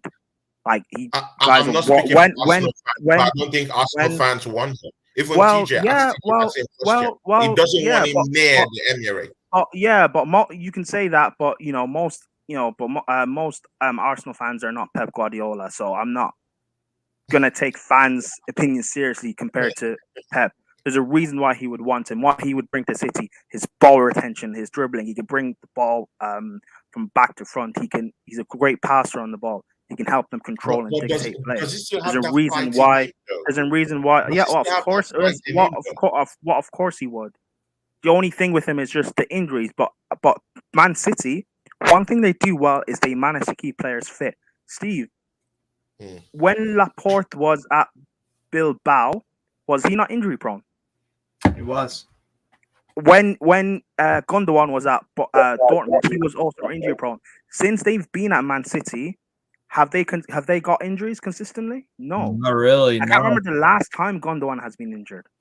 I can't either. He's always available at the right time. Yeah, and the thing is, would he play at City? Yes. The only thing with Pep is he does this roulette thing where every 2, 3, 4 games he's rotating in and out, but he will definitely game time for Man City, and you will see next season when he's playing for City how quality he is and how I don't know. Arsenal aren't linked with him, obviously not, but like how much you guys have missed a trick in not getting him.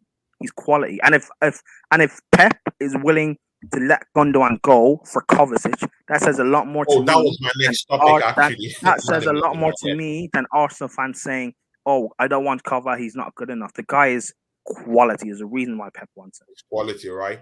Good. Yeah. Steve Mahala. See, let's go into this Gundogan issue. Yeah, this Gundogan. Yeah, this guy is in his 30s, right? Will you take him at Newcastle in a heartbeat? Kovacic? Oh my God, yeah. No. Gundogan. Oh my God, yeah. Absolutely. Tony, if we had him in a Carabao Cup final or something like that, he could be. I'm not saying he would. He could be one of those guys where it's like you start him and he could score that illustrious goal that could bring Newcastle United its first trophy in what? 50, 60 odd years, even more than that. You know what I'm saying? That is the kind of guy Gundogan is. FA Cup final 2 weeks ago. Been there, done that. In the final against against Inter. He wasn't great, but he was part of the team that did win the final. And up to that, he was ridiculously good. That game against Everton this year was remarkable. Remember where it was before you guys played Brighton, I believe. Yeah. Cross into the box, boom, goal. And then he scored a ridiculous volley where he turned on the inside and scored this outstanding goal against Everton away. Bro, this guy is a phenomenal footballer, and I would take him at Newcastle in a heartbeat. Being a phenomenal footballer, we all know that about this guy, yeah. But the thing there is that this guy, if you bring him to the club, it will have no resale value in a year or two. You don't know if it will come in, and Latimer, this question is for you. You don't know if it will come into your football club, yeah. Mind you, he's playing in a football club that have different variations, different dimensions, managed by the biggest and the most legendary manager of this time in the 21st century that I know. Yeah, it's the best. Yeah. Do you think that this guy can go to other teams, this Gundogan that we're talking about right now? Do you think he can go to any other team and replicate what he's doing for Manchester City? I mean, would he play to a top level? I mean, yes, he's one of the best midfielders in the world. Like, would he play I don't know what question you're trying to ask. Are you saying Arsenal shouldn't get him? This is what I'm saying. He's playing in Manchester City. Yeah, it's just like what we've seen about Gabriel Jesus. Yeah, but played in that Man City team. Things, other players will cover him up. He won the title. Zinchenko, same thing. Yeah, You when they can't come to compare those Arsenal, two. they're not as good as they were in Manchester City. We just have to accept. No. Do you think if Gundogan comes to Arsenal right now or goes to Chelsea, do you think he would give the same? Do you think he would be a top player the same way he just gave his whole for Manchester City? Will he be that player? Will he be that man? I think you're wrong about Zinchenko and Jesus. They're playing the exact same way they played at Man City. It was just at City they weren't starters. They weren't viewed as being important. That's why Pep was willing to let them go. But they were winners in Manchester City. No, but yes, they were part of the squad that won, but they weren't starters. That's why they can go to Arsenal and start and shine. Gundogan is like phenomenal. Would he play to the same level? Well, no, because you're playing in the best team in the world, one of the best teams of all time, and you're dropping down levels to go to like an Arsenal or a United or something. But he would massively improve Arsenal. Just like if Jesus and Zinchenko, who are like C, D-list players, can improve Arsenal, then Gundogan, who is an A-list, can also improve you guys. That's not a disrespect to those players, by the way. It's just Gundogan is superior, obviously.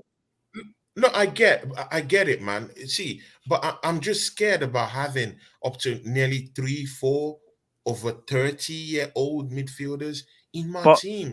You want experience and leaders.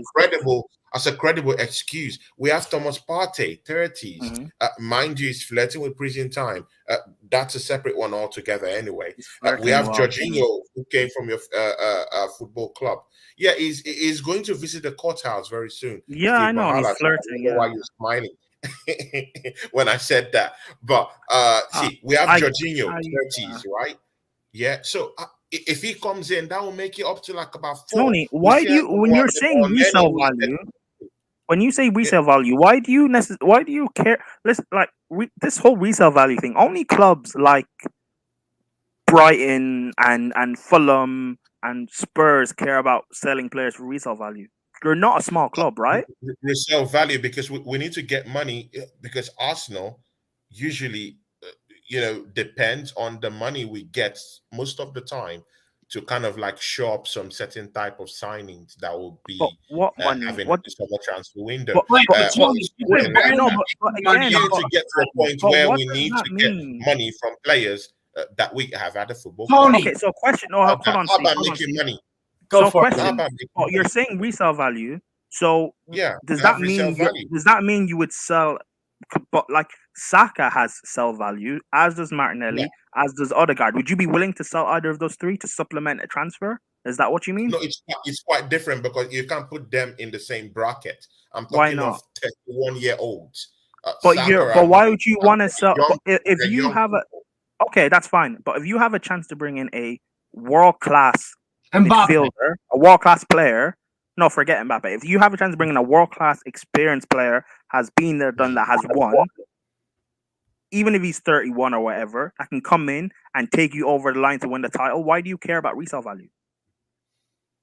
Not really about resale value per se, but it might turn into something that we might not like at the end of the day, like the Ozil issue. What? Yeah, like the Ozil issue where we gave him a big contract, big money, and at the time he couldn't play the same way we wanted him to play, or he couldn't replicate what he did in the first season when he came in, and then it became a Herculean task to get him out of the football club. Yeah, but what was part of the reason? Lynched from the football club. Yeah, and but that's what Tony, I don't want a reoccurrence again. Yeah, but Tony, you don't look at context. What was also part of that reason why Ozil was lynched out was because he was defending Muslims and your club didn't back it, for one, and two, Arsenal were rapidly I know, and two, I know, that's what I just said, and two, your club, you're on the field and off the field, you guys are rapidly declining. You don't have the same squad you have now. You've got a squad, this amazing generational players and squad and manager on the verge, are challenging for the league. You could go one better and win it. Why not bring in a player that can help you do that?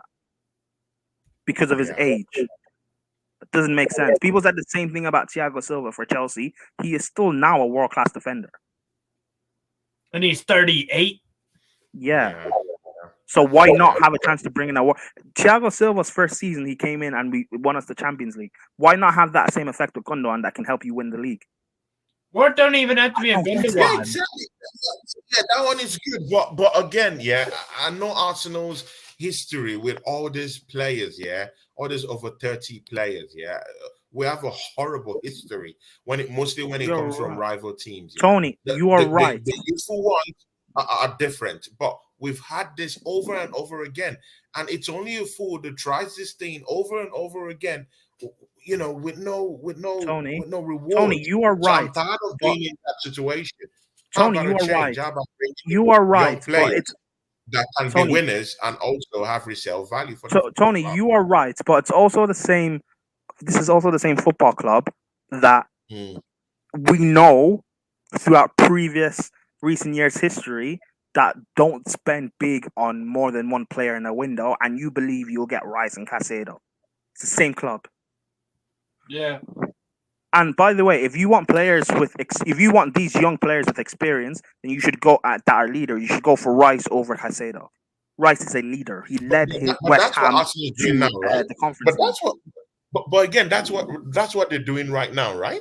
Yes, I know. Yes, I know. No, almost done, right? No, but you should get to Rice over Caicedo. That's both. Well, if you can get both, then both.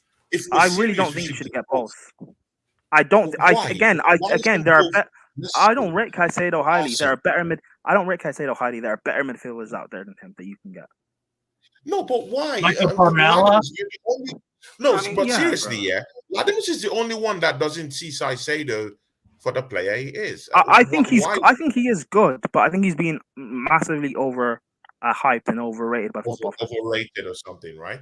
I think he's good, but again, for that price, for 80, 90, 100 mil, and I'm not someone who looks at money to judge a player. I look at how good you are. Well, Ladimus, and if I'm buying quality, don't throw stones when you live in a glass house. Wait, what? Whoa,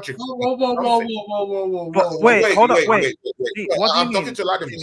You brought in Modric for about 80-something million. So what alternative? What is that? Hold on, Steve. Hold on. Let me finish. What? Why in God's name don't you want Brighton to slap a price of 90, 80 for a player like Caicedo? Wait, Tony. Wait, Tony. What? Wait, Tony. Tony, you said don't throw stones when you live in a glass house. What did I do? What do you mean? Yes. What did I do? We were just about talking about this Caicedo. Why should it be like 80, 90? That's what you were trying to say. And I was saying, hey, man, Ladimus, Chelsea Football Club, that's the club you support. Last time I checked. You brought in Modric for 80-something million. I don't think that has nothing to do with what I said. I don't think you listen. That has nothing to do with what I said. Actually, what you saying that proves my point of, like, we can look at values like Mudryk cost 80 mil, Maguire cost 85. I'm not looking at your price tag to judge how good you are as a player. Mudryk is Mudryk might be something one day, but I think right now he's clearly not worth that price. Just like I don't believe Caicedo is worth that price. You don't. This is the thing with you, Stoney. You react. Maybe try and listen to what I'm saying. If Arsenal are spending big money on midfielders, don't spend on. In my opinion, don't put it on Caicedo. If you're getting Rice, that's brilliant. There's other midfielders you can get that will supplement what you're doing other than Caicedo. There's other midfielders I can mention. And again, if you guys buy him, that's if you guys buy him, that's good, because that could be a detriment to you guys. You'd be wasting money. For Chelsea, I don't want to today's market. For Chelsea, I don't want to worth in today's market. I don't know. Maybe in this market to Brighton and to other clubs who would be willing to buy him, he probably is worth that much. But for me, I'm not spending. How much, Vladimir? Like how much? Caicedo. How much would in today's how much would I be willing to spend? How much would he cost in today's How much would market? how much would I spend? Yeah. Yes, for Caicedo. How much? I'm not. Well, I wouldn't even look for him. I'm not spending more than 40, 45, maybe 50 at a push. I'm not like in today's market. no, Sure. for me in today's Yes, market. for you. Hold Now, on, hold on. That's your evaluation. Can I I'm finish? talking No, of in can I today's finish? market. And I just said in today's market, he probably is worth that 90 mil. Just like Maguire in today's market is worth the 85, but I'm not spending that. I Nah, just said I don't think he's worth that. Yeah. I don't think Maguire was worth 80. Hold at on, the question time. to you. I don't Tony, think no, hold you on. jumped the gun on that one, brother. I didn't jump the Maguire gun. don't When want 80 United, something. when United bought him, they bought him for 85 mil is what I meant. Okay. Like, for example, Tony, Fair how enough. much would Saka, if you guys sold him this summer, how much would he be worth? 200. 120. 120. Fine. That's how much he. Hold on. This league, maybe you'll understand. That's how much Saka would be worth to Arsenal and to whatever club that would buy him. In my opinion, if I was in control and in charge of Chelsea, for example, or a football club, I'm not spending 120 on Saka. I was saying Declan Rice. 200. Declan Rice. How much are Arsenal buying Declan Rice for? Is it 92 mil or 100 mil? Tony, Around there. hello. How much are you spending on Rice? Is it 100 mil? He's not Hello? answering. I didn't hear you. What are you saying? How much are you What are you spending saying? on Rice? How much are you spending on Rice? Maybe you'll understand what I'm saying. How much are you spending on Rice? 92 million pounds. 92 mil. 92 Okay, million fine, fair enough. For some people, there are Chelsea fans who say Rice isn't worth 92. They wouldn't be willing to spend. But for West Ham and the buying club, in this case Arsenal, Rice is worth 92 mil. Do you not see how that works? For people who don't think that he's worth it, they won't buy him. But for the buying club and the selling club, if they agree on that fee, that's how much they think he's worth. However, your price tag does not determine how good you are as a player. Because we've seen Maguire worth 85 mil, but we know he's not an 85 mil worth player based on his quality. And that's my point of, I don't care about per se your price tag. I'm just looking at you as a player. And I don't think you as a player in Caicedo is worth that 90 plus mil price tag. And I wouldn't be spending that on him. Brighton will be fools if they put up Caicedo for 50-40 million. I don't think. Well, of course they would. I'm not. But I'm not saying Brighton should do that. By the way, Brighton are right to want up to 100 mil. They are right to do that as a football club. But me as a owner, or me as Chelsea for my club, I don't want you spending that on Caicedo. That's stupid. There's better midfielders for cheaper out there. Yeah, sure. See, yeah, guys. Tonali, Steve, how much is Tonali worth, do you think? Steve Mahala. How much would AC Milan value him at? Yeah. How much would AC Milan be worth? Say he'd be worth 80. 80 mil. Okay, Tonali's better than Caicedo. I'm buying him. Yeah. Guys in the chat, yeah. Is Caicedo worth 80 to 90 million? Please just write it down in the chart. If you believe these guys are 80 to 90 million player, please just Tony, put it do down you there. like Tonali? You said what? Do you like Tonali? Would you pay a lot of money for him too? No. I don't want any of all those players. Really? You don't like Tonali? He doesn't like Serie A. No. So I said Rice. This helps my team. Oh, and if you want to throw a Prem shot on the clock, go and gazump that signing from Newcastle, James No, Madison. Tony, do you like Tonali? You don't like Tonali? I don't want him. I don't want No, him. I'm not talking. No. I'm just talking as a player, Tony. As a player, would you be surprised if he went for 80 million? I don't want him. Okay, Bro, all right. I'm not drinking milk. Tony. All right, Tony. Yeah. Say you guys sign Rice and Caicedo. Who starts? What does your midfield look like? Who starts? I still really do think that Granit Xhaka is leaving the football club. Nas, we're about to leave and you're popping into the show, Nas. Oh shit, man's here. What's up, Nas? Okay. No. Nas. Oh, this guy doesn't watch Serie A, Steve, man. He doesn't know about Serie like me and you, man. Guy Tonali. He doesn't like him. Do you want Madison? Who? What? No, big up OG, by the way. Big up, Tony, you want Madison? Man, I would see, man. I would take Madison in a heartbeat. That But guy hold will on, give me hold on, 15, hold on. 15 goals from the midfield. Tony, may I ask? Team into Tony, a team that relies Tony, on plan A to a team that Prem finally proven. got but Tony, the It's same proven. reason. What? Thank But you, Tony, man. but Premiership Tony, proven. Tony, hold on, Tony.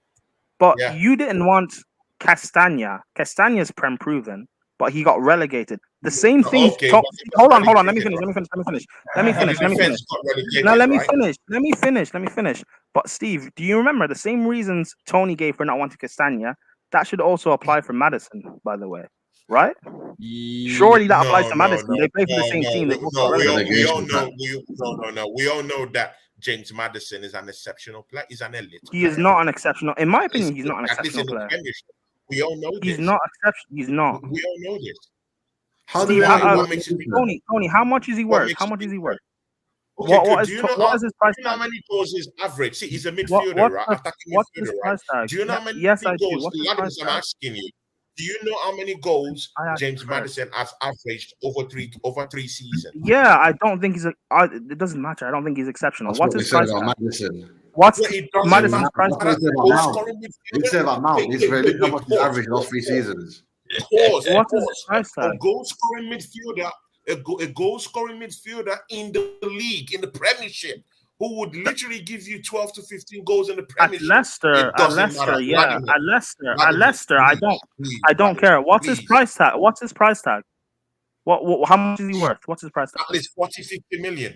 40, Okay, 50 I million don't think pounds. okay, cool. I'm not spending well, I think he'd be worth more considering his English. He's probably worth like 60, 70. And I'm not spending that on him. I don't think he's worth that. I wouldn't spend 60. I'd rather spend 60 or 70 on Dominic Szoboszlai at Leipzig.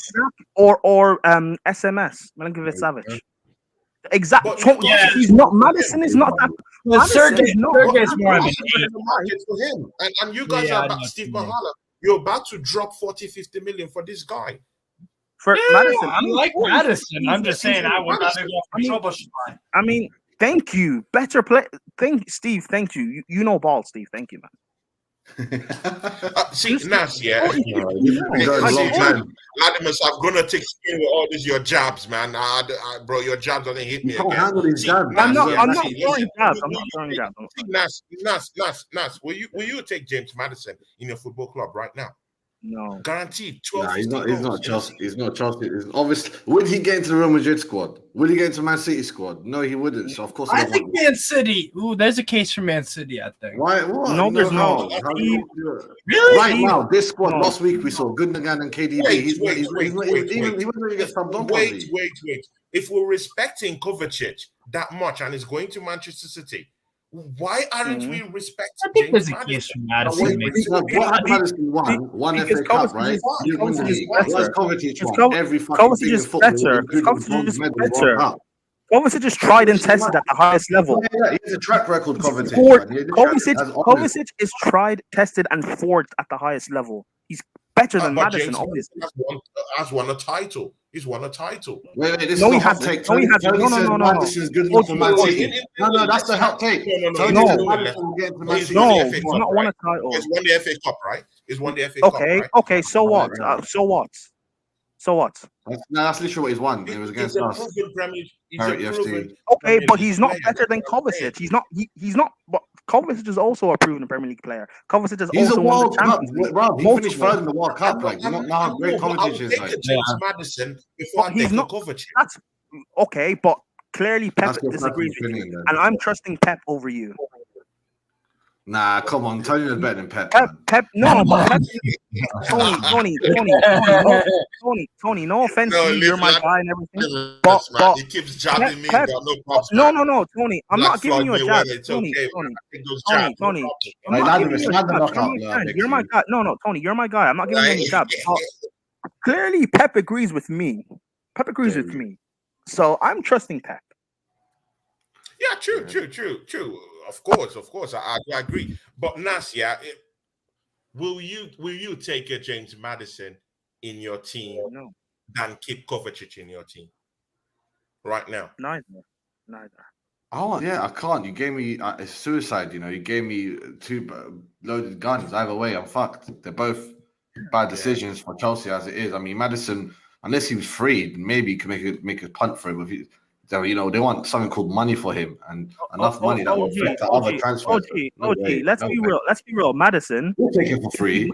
OG, let's be real. Madison, is he much better than Mount at his best? No, let's just be slightly. real. Let's be real. One thing I reckon he also has over Mount. What's with this Chelsea fans and your fascination about this Mount guy? No, James don't do Tony, you didn't listen to what I said. Tony, you guys tried to buy Mount. What are you on? You just got out. Tony, you didn't listen to what I said. You didn't listen to what I said. What did you say? Sorry. I said I'm asking OG. Madison, he's not better than what Mount was at his best, and Mount wasn't good enough. So at his best, I don't think it's worth having him.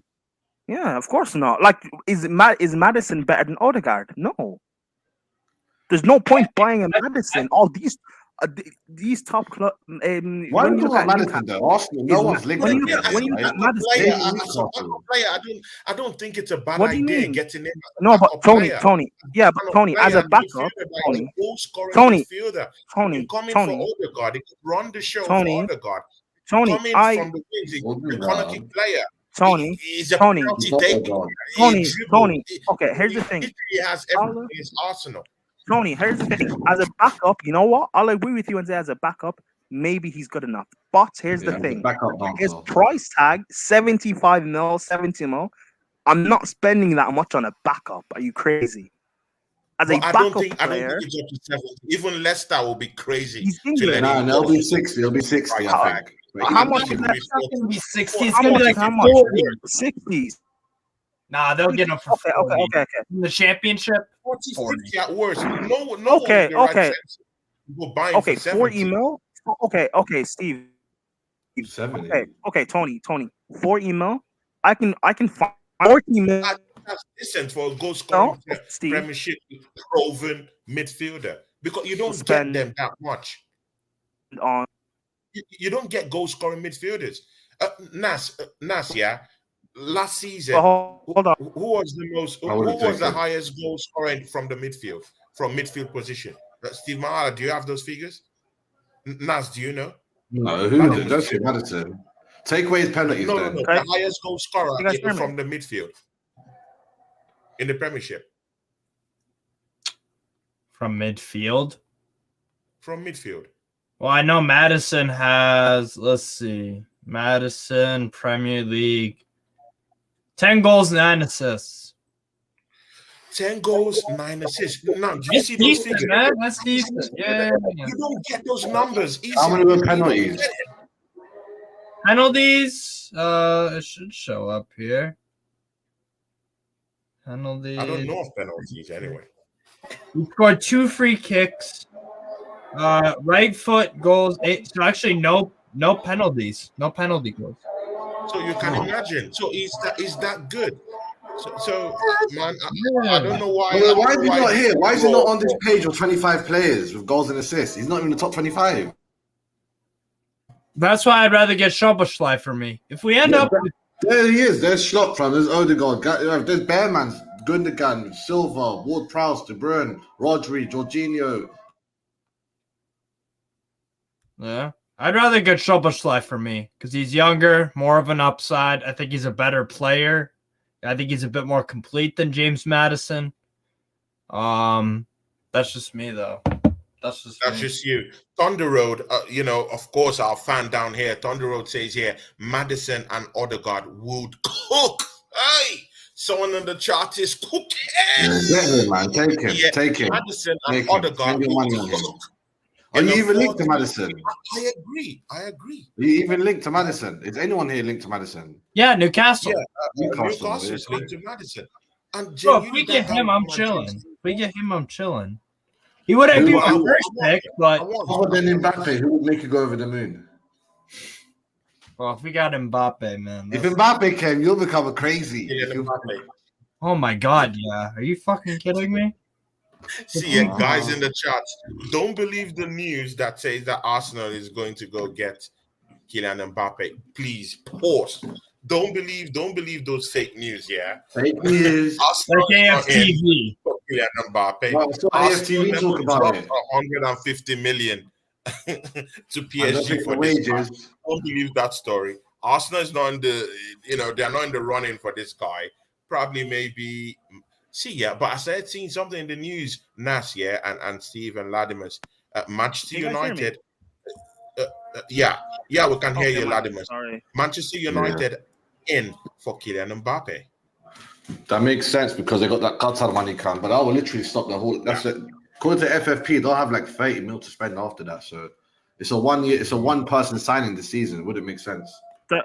Is the Qatar thing confirmed? Is that happening? No, it's not confirmed yet. Okay, so it's not confirmed. All these Qatari people are congratulating him. All these like people that own all the top 10 but we don't. All billionaires in their own right are all congratulating him. And I'm like, if they know something, they sound like they don't make.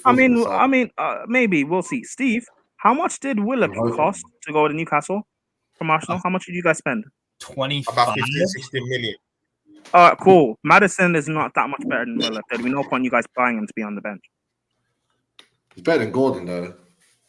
Yeah, but they're different players. Gordon's a winger. Latimus, I don't know what you have against James Madison.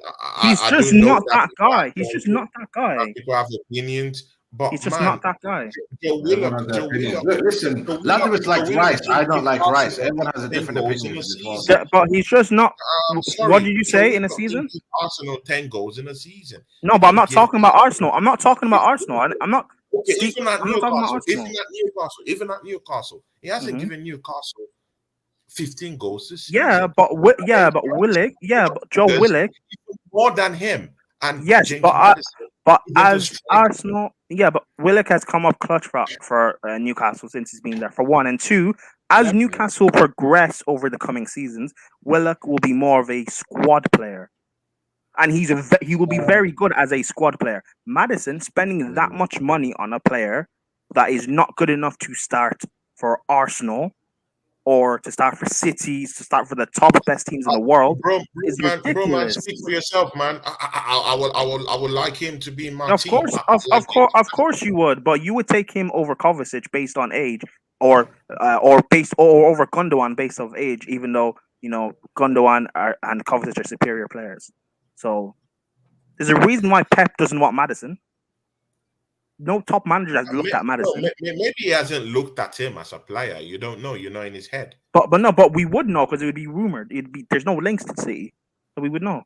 So rumors would just appear to be rumors. You don't know. I mean, we would know through links.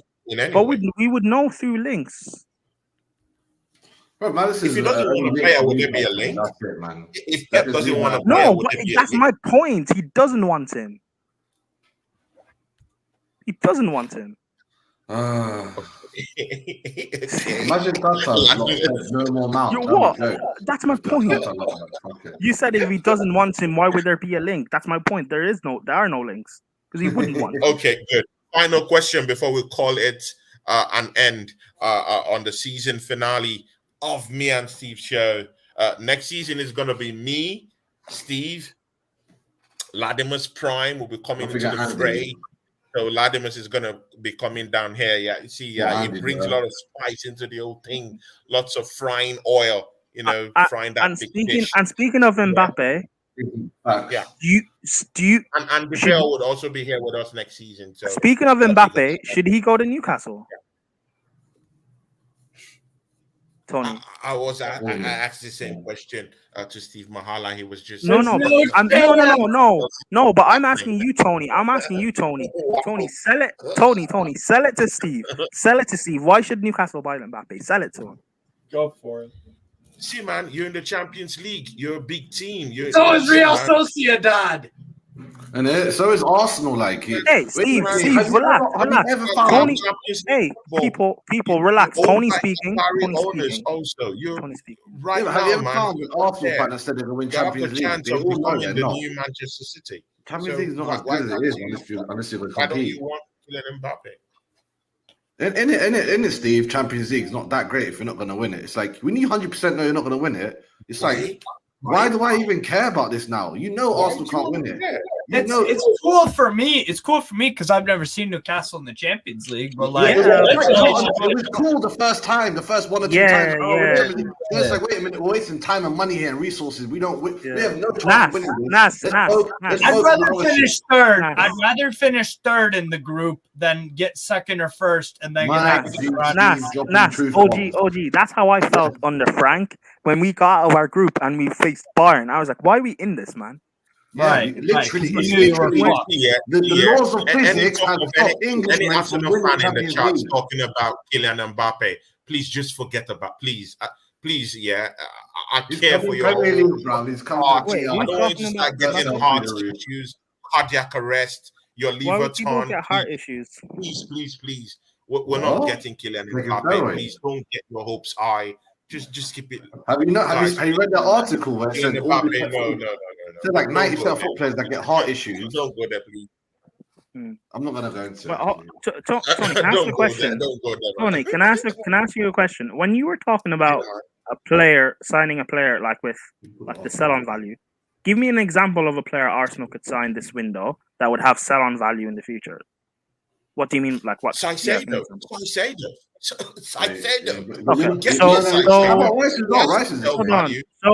Declan Rice got resale value as it is right now. We can meaning, but by resale by sell next 4 seasons, he has resale value. That's what I'm talking about. But so by resale sell on value, does that then mean you want to sell them in the future? They have their choice. If they do well, they go to Madrid. They got no choice. I don't know. I don't know. There's different dynamics to that. We might have a change of heart. None of us sell teams. None of us sell. Let me digress. Sorry. Let me bite in 1 second. None of us sell players because we want you. Then someone comes in and says, "You little bitch, give me that player," and we're like, "Sorry, sir. Here's Hazard. Here's Gareth Bale." Not necessarily. Everyone's happy with Saliba. If Saliba levels up again, Mas, do you think they care if they have a 5-year contract with Real Madrid? No, but Nas, you're not necessarily, because he said sell on value, and only the big clubs don't buy players because of sell on value.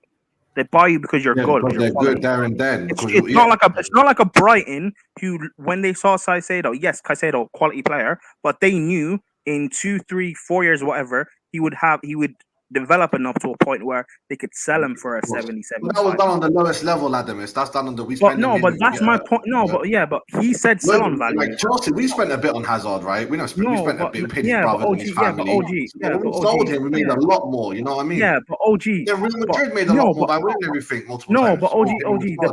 The point being, when you're. But wait. A club like Borussia Dortmund, they have no choice. That you can actually buy players. They look at players for sell value. Arsenal are not, but Arsenal are not a Borussia.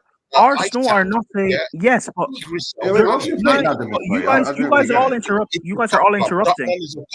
You guys are all interrupting. You're not getting my point. But they're not. You're not getting my point. The big clubs, Bayern, Real Madrid, PSG, what Chelsea are supposed to be, Man City. They're not buying. City didn't buy Haaland because, oh, he has a resale value, he has a sell-on value in 4 or 5 years. The big clubs, what Arsenal are supposed to be, are not supposed to be looking at these players because of sell-on value. You look at quality. Dortmund do it because they are a selling club. They find these young talents. They find these young talents that they can sell in 2, 3 years, like a Sancho, like a Haaland. They're a selling club. Are you saying that we should not be thinking about resale value, right? We should not think about that. No, you should be looking at resale value. You've already failed. No, you should be looking at quality. You're buying Rice because of his quality, not just because of resale value. Quality. Can't we look at quality and resale value in the same vein? You shouldn't be thinking at risk. You shouldn't be looking. Hold on. If you are a Brighton and a Dortmund, sure, but you're a big club. Big clubs don't think about that. As that's not their first thought. That's not their first thought when they buy quality players. 100%. You think about resale, you failed already. You're mentally. I mean, I don't know. Maybe if you guys don't get what I'm saying, fair enough. But I just think I get you. If you're talking about resale, you're going down the drain. It's just that. Why don't we also want to think about the business You're a stock side hit. of the whole thing altogether? Because we What do you could mean be the able business to side? fit more money to be able to get more players that No, could that's be not able true. to. That's not true, Wait, Tony. hold Though. on. That's not how Wait, football works. Hold on, OG. Let me because I think OG might be confusing what I'm saying. You're saying in terms of the business side of things, but like if you're continuously winning and you're generating things through the trophy, the competitions you're winning in, you know, Okay. your Winning, fans and the people short sales and watching stuff. you. Why are Yeah, you yeah. again? That's why I mentioned Yeah, Brighton. it makes It's not. sense, Hold right? on, no, hold on, Tony. No, let Before him you know, let him know. hold on, it's Brighton finding Caicedo in Colombia or wherever they found him, and within 2-3 years, he's now worth 85 mil. That Chelsea or Arsenal want to sign him. Yeah. Yes, Yeah. they're looking at players that are quality and have resale value. But for a team like Arsenal or City, buying a Haaland or buying a Odegaard, why are you looking at resale value or sell-on value? Of course you're not. Because You're a they're big not club, right? serious about winning. You're a big club. You don't think about resale. You don't think about selling that unless you're telling me that They're in a not a few big years' club, though, time. man. Hold on. Unless you're telling me in a few years' time, Arsenal are going to sell Odegaard, you're going to sell Saka, you're going to sell Martinelli, you're going to sell Saliba. Saliba, you're going to sell Rice. Yep. But They will. you know you have to prepare for eventualities like that. What do you mean eventualities? Okay, so But then you could if lose Real one Madrid- player. no, but you can't hold on, lose no, all no, of hold them. on, OG, hold on. guys, wait. What do you mean Guys, wait, eventualities? wait, Latimus, wait, please. What happens if Real Madrid comes calling again and says, Odegaard, we want you back home? Yeah? And his head gets turned on. He wants Champions League football. He wants to win the trophy. And he says, okay, I'll go back to Real Madrid. And then we have resale value. Like, Hold on, Tony. You said in a few. Hold on. You said in a few years. Hold on, no, hold on, Nas. Let me just have this conversation with him. Tony, you said in a few years' time, right? Yeah. So in like 2-3 years' time, right? Why can't that happen? Hold on. You said in 2-3 years' time, if he wants to go to Real Madrid, be in Champions League football, win all the trophies. So are you then telling me in 2-3 years' time, Arsenal are not going to be competing for titles? Remove Arsenal out of the equation in that Champions League. Why would I remove Arsenal? Because he's playing for Arsenal. No, in 6 seasons, this is my first season in the Champions League. Does that make sense? No. What do you mean? Does what make sense? This is the first time in seven years I'm in the Champions League. Tony, you said in a few years' time that that's what I said. But you gave the example of Odegaard. In a few years' time, he would want to go, say, back to Real Madrid, be in the Champions League, competing and winning trophies. And I said to you, hold on, can I finish? No, Tony, let me finish. Let me finish. Tony, please, let me, because you're reacting. You're not actually listening. It's not about no. Hold on, Tony, let me finish. We don't have much time, so I have to. I know we don't, but let me make the point. Please listen, Tony. Yes. You said that Odegaard, because you gave the example of Odegaard, in a few years' time, his head could be turned by Real Madrid to go there, play Champions League football, compete for trophies, win trophies. And I then said, are you then telling me in a few years' time, Arsenal won't be in the Champions League, competing for trophies and winning trophies? Winning the Prem or winning the Champions League or winning FA Cups and stuff. I just answered that question. In 7 seasons, Arsenal are just getting into the Champions. In 3 years' time, you won't be winning. Don't know. Anything can happen. You don't know. We might not go to Champions League in the next 5 seasons. So you won't be. So you're not a big club then. So you won't be winning things in a few years' time? Come on, they're a selling club. I'm not. No, Nas. OG, I did not go to I'm the not Champions having League in 6 OG. seasons, so I'm not a big fan. I'm not OG. I'm not. I didn't say no, OG. I'm not trying to have banter. I'm actually trying to have a conversation. And Tony, I didn't say you're not a big club. I'm just saying that you like. Why would you look at players just for sell-on value? You are a big club. Think about keeping your best players. That's how you continuously get better. I'm not just saying resale value. I'm talking of book quality and resale value. Yes, but I know you said that. We have it in the same vein. But right now, my thing is no. But Tony, no, because that's the first thing you said: resale value and sell-on value. And I said, if you're these big clubs, these top clubs, you would look to keep you're not thinking automatically sell-on value. For example, West Ham, who just won the Conference League, if they were a big club, they were an Arsenal, they were a big club, they would look to build on what they've just won and look to progress. Like for example, like if that was if you say you didn't have Odegaard and Martinelli and it was just Saka, say a few years ago, and you guys had won a Europa League, it would be like Saka then leaving to go to Man City. Why would he leave? You as a big club, you'll be like, listen, we just won this European competition. We're going to look to build. We're going to bring in this quality player, that quality player. We're going to build, and in 2 or 3 years' time, we're going to go and win the league or something. Yeah. That's what you do as a big. If West Ham were a big club, they wouldn't be selling Rice right now after winning a European competition. That's proving my point of they're looking at Rice as being quality, and if he's good enough, if he's world class enough, they could get 100 mil for him because he has a sell potential. You guys don't. You guys as a big club, Arsenal as being a big club, Chelsea being a big club, we're not buying you're not promoting Saka or you're not buying Odegaard because he has sell-on value to sell to Real Madrid in 2-3 years. Because if that's the case, then why are we going to treat Arsenal as title challengers next season when you're just eventually going to sell? No, but you bought I didn't say you bought Saka. I said I'm talking about Odegaard that you bought as well. I'm just making the point of these young players. Why are you looking at them with sell-on value? They're quality. They're world class. No, but it doesn't. It's just wrong. It's just wrong. You're a big club. It's money for players that are leaving. Is it bad in any way? I didn't say you shouldn't get players. I didn't say. Hold on. I didn't say you shouldn't get money for players that leave. But that shouldn't be your first thought of. Oh, this guy's quality. In 2 years' time. Can I finish? Your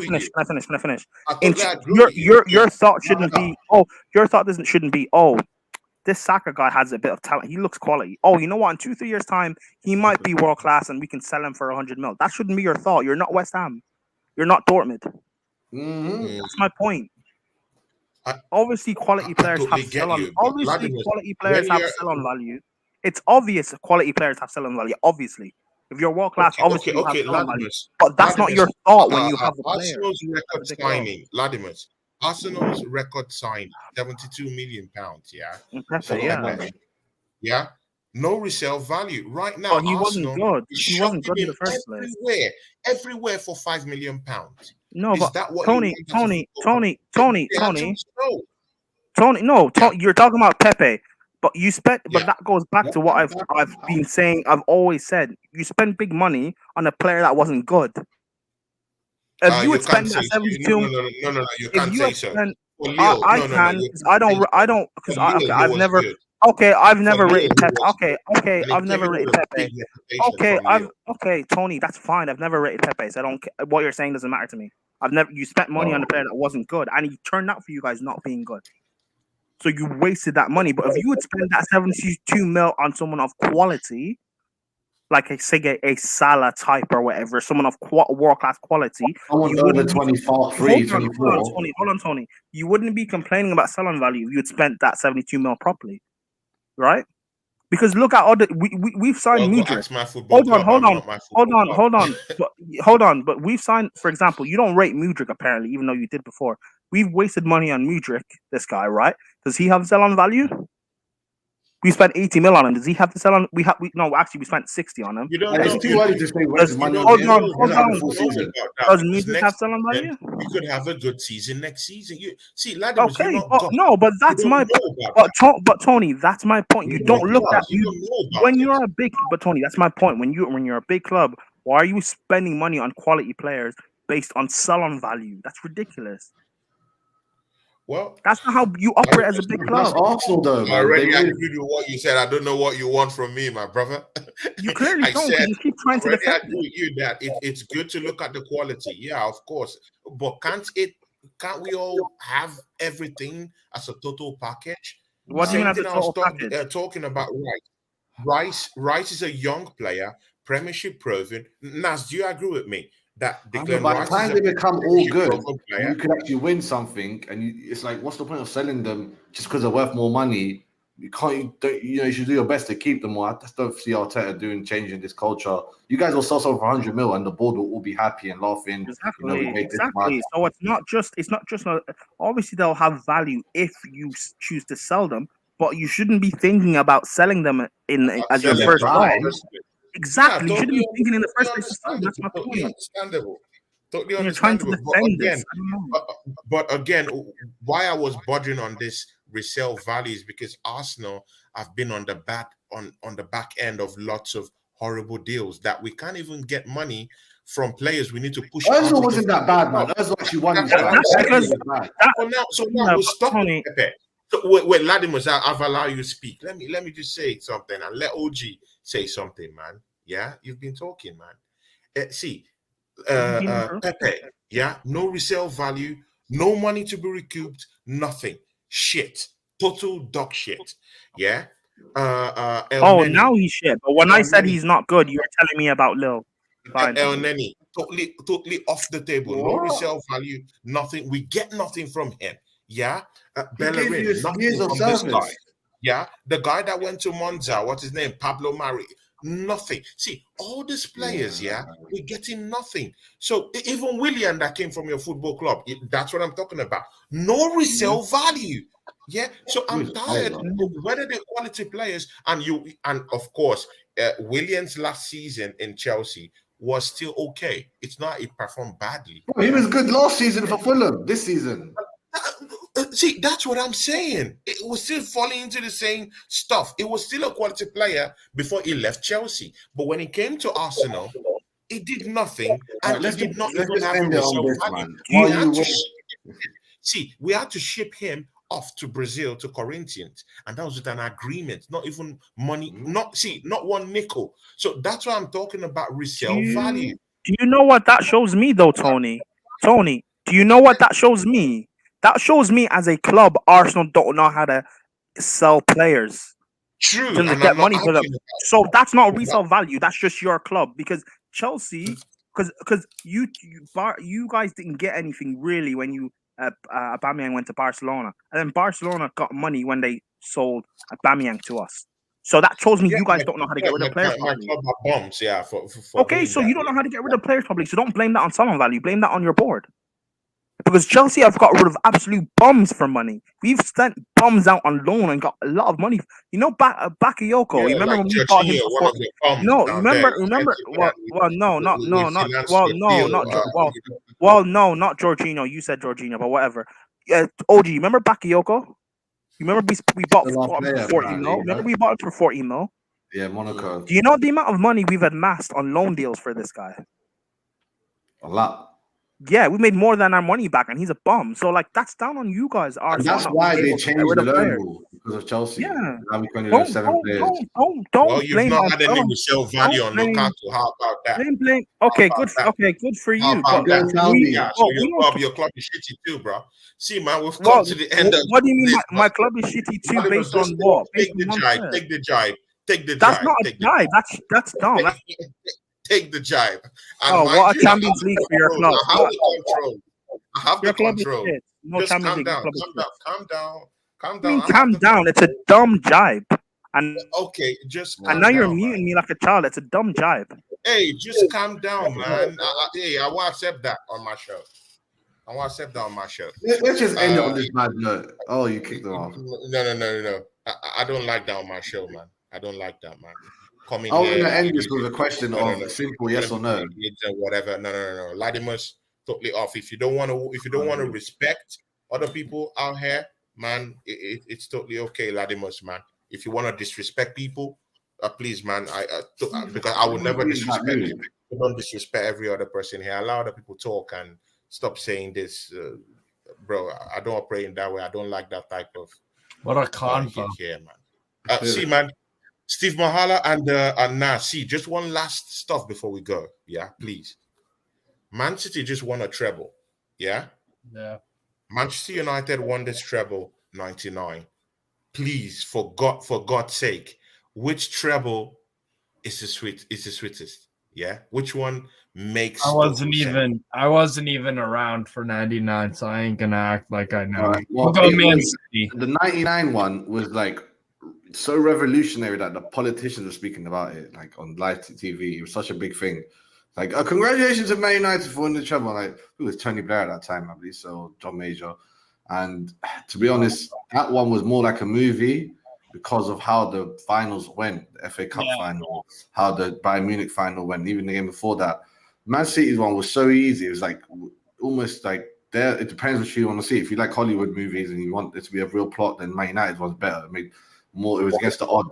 This one was so easy. It was like this is the best team in the world by far, and you know it is what it is. So I don't know. It's whoever. I think the Man City, the way they made it look easy means their one's greater, right? They made it look easy. Yeah. Too easy. Yeah. On the highest level of football. How about you? What do you think? Do you think the struggle was harder, or do you think they deserve Man, the you see, man, the ease with which Man City won all these titles, man. Man, there's just something in it that just screams that they won it with ease, yeah. The treble just with ease. They didn't break a sweat. And you know what? Yeah, I even still feel like Manchester City haven't even hit top gear this season. They just did it with gear 2. No, they show the top gear sometimes when they smash certain teams every now and then. Every now and then. They smashed Chelsea. One out of the 3-4 games we played, one of them they really showed up. They beat us 4-0. The other of them was all 1-0 actually. But Chelsea were complete shit in the season. But you know what I'm saying? I get your mistake. They were 1-0 up against Chelsea. I beat you home and away. They were 1-0. Yeah. You know, in the beginning, they were struggling a bit with conceding. But after that beginning, after January was done, after the World Cup, they reset. Yeah. But anyway.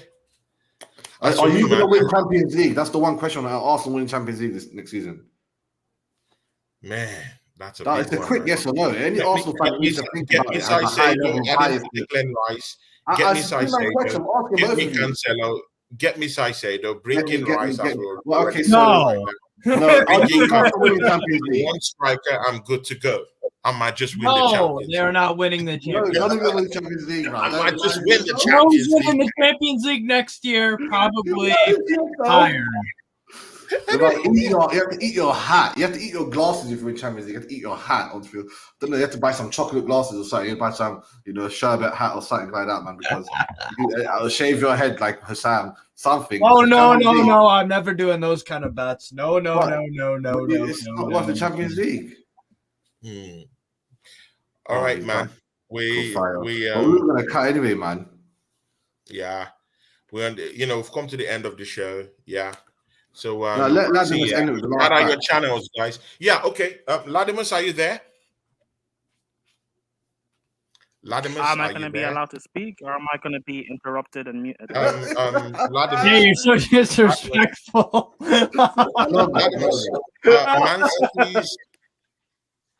Ladimus, Man City's treble and Manchester United treble. Can you compare it?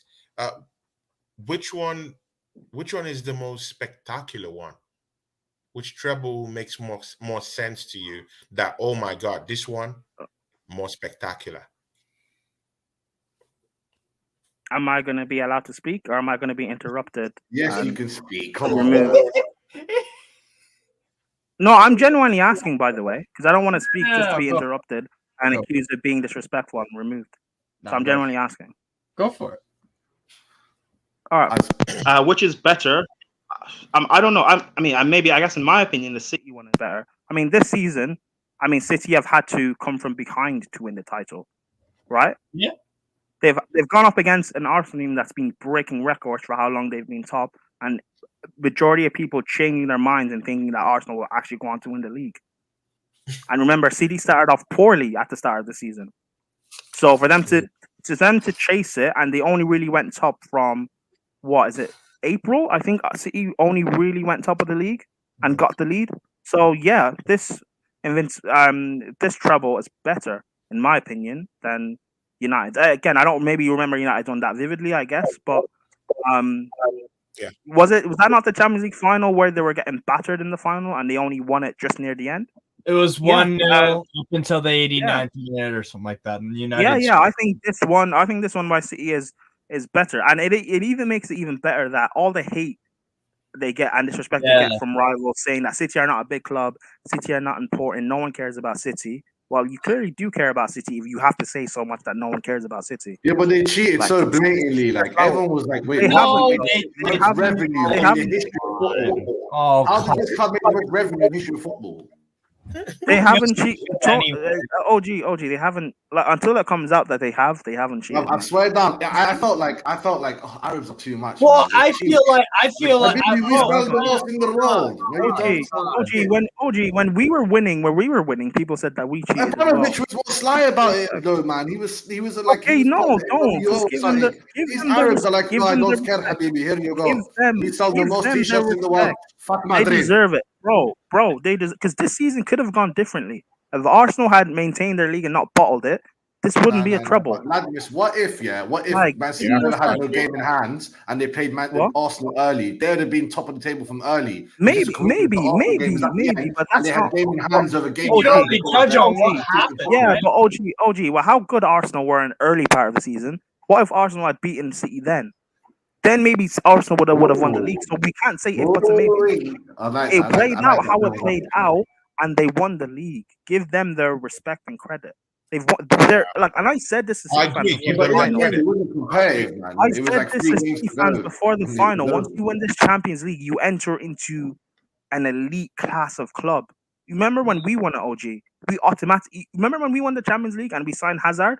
He was the most sought after youngster in the world at that point. And remember, he tweeted, "I'm joining the Champions League winners." That's a feeling you're not going to understand unless you're a Champions League winner, man. Yeah. You're not going to understand that until you win the Champions League. Give City their respect. Totally understandable. I have a question for you, but before Steve Mahala, before you, CFCOG.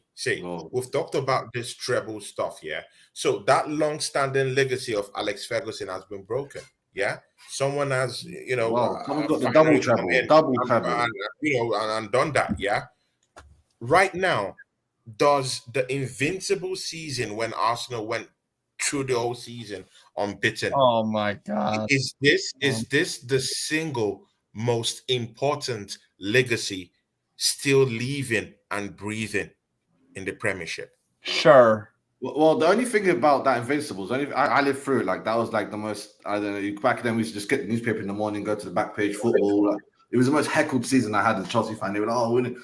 But a lot of those games were draws. Don't forget that. A lot of them were draws. 16. I don't think Man City are far from your record as well. Like if they carry on till next season, like 20 games.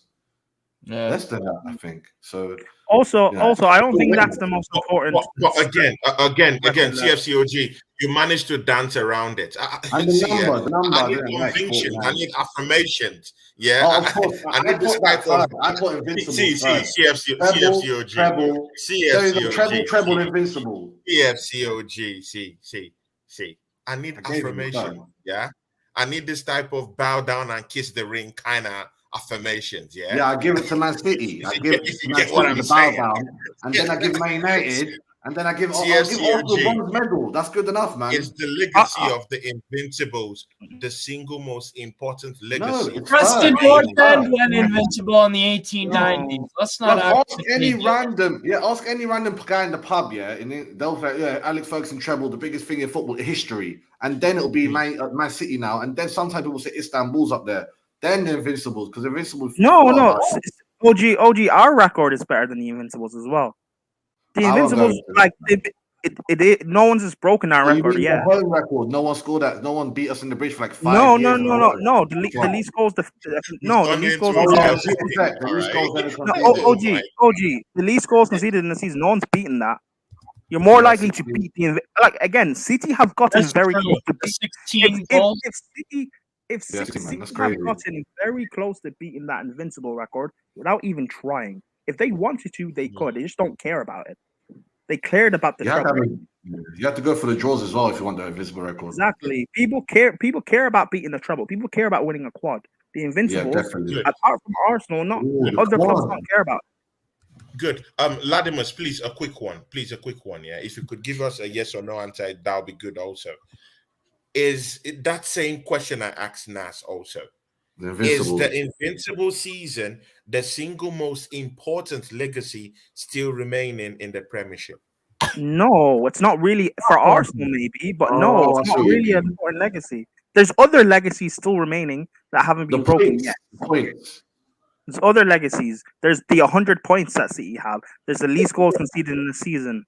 There's most goals scored in the season. The invincible good thing one, is most not so goals. it's not anything people are going for. Okay, so it's not. So okay, It's wait. I want to know where impressive. you're coming from with this now. So it's not something that I don't know how to put it now. Yeah, I'm not comparing it with a you're treble. saying it's not important. Okay, so now are you saying it's not important to break that record because it's No, impossible? if you're comparing it with a treble, no. In No. comparison It with has a nothing to treble, do with the treble. No, I'm okay. just saying. Is it the only long-standing That will No, stay. legacy it's that not. No, that it's should not be the only broken or long. something like that? No, it's not But the it will only stay. long-standing record. It's not the only long-standing record. Because you asked, is it the only long-standing record left? Right? It's not the only long-standing record. Is it the Left. best Like, one? He's is it the saying one out of that the long-standing is records. it the You most think Is the it the gold important one's one that better? should be Is it broken the right most now? important one? Is it the most The important one one? that should No. be broken right now. Now, Is it no? points and goals, and then No, it's not Okay, the so most important one. No. which one should be the most important? the points, Well, and there's then the if you goals. get well, City won the league on 100 points. So if you get More than 103 points, 100. It was more than 100, Latimus. what was it? It's How like many did they get? 101 or no? Okay, 103. okay. So if you get 103 points, you've broken the Centurion record. That'd be crazy. If you concede 10 goals in a season, you've broken Chelsea's record. Ooh, If you that'd be get the crazy. most goals scored in a season, the least goals scored, the most amount of wins in a season, the least amount of losses, those records are just as important now as the Invincibles, if not more so. Yeah. Is someone All going to right. break the Invincibles record, though? Man City might do it. They might do it. Man Well, City. as for me, If they as take for that, me, Tony, how are And you going to plus, cry? when you're man, and as for me, plus, I still Tony, think that record. I still think that record still needs to be broken. Yeah, yeah, but that's the Steve, one that should be broken Tony, right when you now. look at 50 records, wins. Tony, when you look at records, again, when you compare them, you're comparing your Invincible with a treble. I don't think you can do that. No.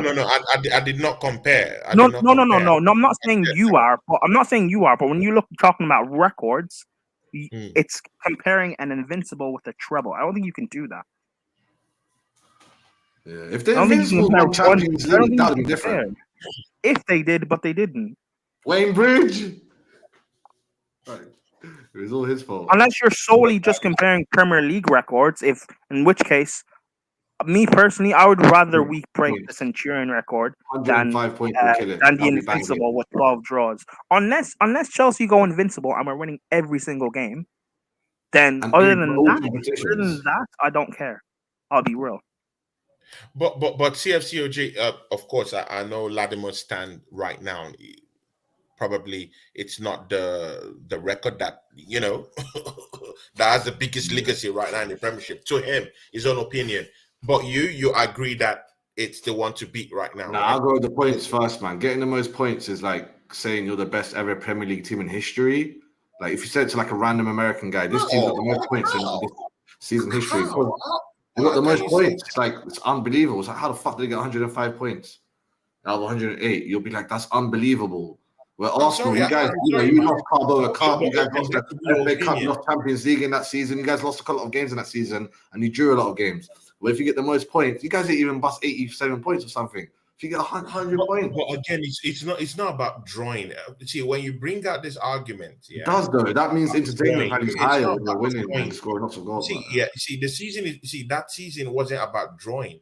It's about that a group of guys, an Arsenal team, went through the whole Refused to season lose. unbeaten. That's it. Yeah, Got Season to was win. half.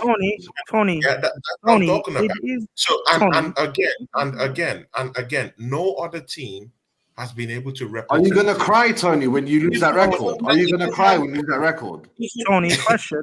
Even Man City in their splendor, in their greatness, in their bravado, Right now, though, it's not at over. their highest point. Yeah, it's not Hasn't over the highest done point. that. It's just we're there right now. Hasn't That should stopped. count for something. Tony, That should count for something. I'm just Tony, saying. All I'm right, not saying Man it's a City are 21 games I'm undefeated in saying the it should Premier count for League. something. They've got to Tony, go 18 more games. Tony, you said You it's think not that Man about City it's 21 not games about the undefeated? draws, but it is. That's why I said because you drew 12. That's why I said if Chelsea go invincible, winning every single game, then fine. Yes, obviously that's amazing because you won every single game. You're truly invincible. But drawing 12, like if fine, if you want to class it as an invincible, that's fine. But for me, I'm not gonna say that's an important record that I want to break. I want to get more. I want to break the Good, Centurion and it's record. based on Mine. opinion, and I clearly understand that because I respect people's opinions. Yeah, if you say that, I can respect that based on opinion. But what I'm just trying to say is that it doesn't matter whether there were draws there. For me, I don't care if it was 20 draws. Wait, What I what? care about is that season, They no gotta one start beat again. Arsenal. That's what I'm saying, and that's I mean, what that record in the is league, entirely based on. That no one beat Arsenal wasn't Arsenal in the beaten league. In the in league, that season. in So the league, not the season. In that's the what I'm league. saying. In that season, yeah. But in that season in the Premier League, right? Yeah. So they weren't beaten.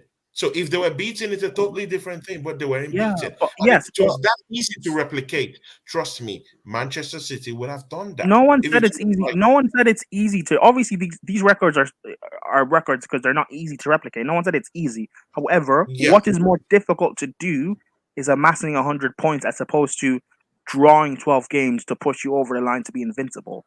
I'll be real. Particularly when you guys had already secured the league. And then once you had secured the league, the rest of the games you were playing not to lose. You weren't playing to win. You were playing not to I lose. think getting 100 and something points, Is it's more easier to get that it's than not going through a whole season okay, but unbeaten. Tony, Manchester Three City teams have done proved, that. and Sorry, Manchester no, City but proved that. hold on, no, but Man City no, but proved that Tony, by getting no, those 3 points. times. no, but in the Tony, Premier I can then easily say it's much easier to go invincible than to get 100 points. Arsenal have proven that. What does that mean? City have only got 100 points once. That's what I'm saying. But they did Liverpool that, got right? 100 points as No, well. but again, but Tony, I didn't disrespect Arsenal's invincible by saying it's easy. You said getting 100 points is easy. No, Why I did hasn't not anyone say done it's that? easy. I said that Man City have It's done easier. that, right? No, but It's you not said about it's easier. You said it's easier. because Man City did it. No, They've but only done it one already. club. Tony, how many Premier League winning teams have got over like 95 points? Oh. Even have got 90 plus points. How many have done that? Man City. How many else Probably have got? Liverpool. How many have Man got City, 90? Liverpool. How many have Not got much. 90 plus Maybe Man points? City, Man United, 90. No, No, not United have United. I think United have not Liverpool got only. 90 plus No, points. just City. Just City. Chelsea Yeah. have Liverpool got twice. it as well. Chelsea have twice. Liverpool and have won the league. Liverpool have Okay, they once. didn't win it, but they City got it, have, I think, 3 times. Do you know how rare it is to get 100 plus points to win a title? Never mind 100. I know, man. I know, man. But again, since the invincible is simple, yeah, let's throw shit on that record, yeah. Since it's very simple, I want to see people who will go and break it. Let's Tony, see if you do that. Tony, how many points did Arsenal get when they went invincible? How many points? Bro, I wanna No, literally see them. I know you do. Cool. How many Yeah, points and did no Arsenal one get? has done that. How many Latimer's on points this did note is I Arsenal want to get? close the show. 2 hours 31 minutes. It's already. Yeah, I won't go as well. You not answer a long. question. Okay. So please, guys, please shout out your channel, man. Yeah. John, Like- follow me on Twitter, man. CFDOGW6. Always doing these crazy spaces these days. Holla. Yeah, man. Latimus, where can people find you, my brother? Latimus? He's not giving out information. How many points did Arsenal when they won? When they went invincible, you know, 87. 87. So they didn't even break the 90 plus points record. Never mind. Go 79 goals. Centurions. Like again, the Invincibles is amazing, but don't compare it with Centurions. It's not comparable. Not many Premier League winning teams have got 90 plus points. Never mind, got 100. So like, let's not compare it. Let's not, because I'm not disrespecting the Invincibles. It's an amazing record. You have disrespected the Centurions, talking about it's easier and let's throw shit on the record. Let's not disrespect or the Centurion records when it's better than your Invincibles, please. They're both grand. Latimus, where can we find you? I'm just okay. I mean, I'm just saying, like, one record is better than the other. Like, that's not disrespect it, but Yeah. Anyway, Latimus, anyway. I get that. We've already closed the show, bro. I know, but I was trying to say, where can we find you, Latimus? I know. I was just saying, I asked you a question, and then you tried to close the show because you didn't want to answer. Yeah, people can find me on Twitter if they want to see me. I'm also on Sarcasm City. So yeah, peace, people. Yeah, guys, go add up Latimus Prime on Instagram. Talk to him about football, CFTOG, painting, add him up.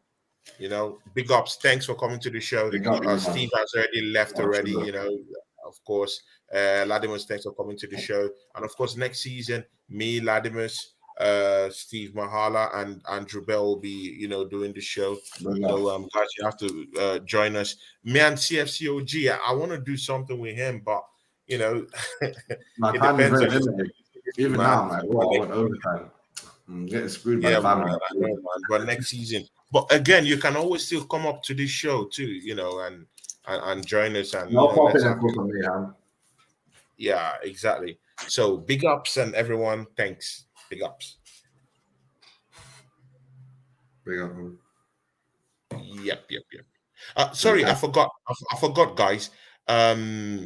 Join me on Saturday. Yeah, guys. Join me on Saturday, me and Miss Melina, for the transfer news that will be coming up on Saturday. So Miss Melina, of course, she's really helped us on this channel. So she will be with us on Saturday for the Arsenal transfer news. Me and her started that particular show. That was, I think, mid-season last year. So that was in the January transfer window. So, now it's summer, I'll be bringing that back. So she'll be joining us for that one. So, guys, Saturday, please join us. The times will be disseminated in the notifications, and you can also catch the information on Instagram, and of course you can check it out on YouTube too. So guys, please don't miss that one with Miss Melina. Very, very important. Thanks for joining us on this show. Ladimus Prime was here. You can see me and him going back and forth, but he's still our brother. We love him. Steve Mahala was here. Thanks, Steve Mahala, for coming to the show, and CFCOG. Big ups to you, and let's do this next season. Big ups.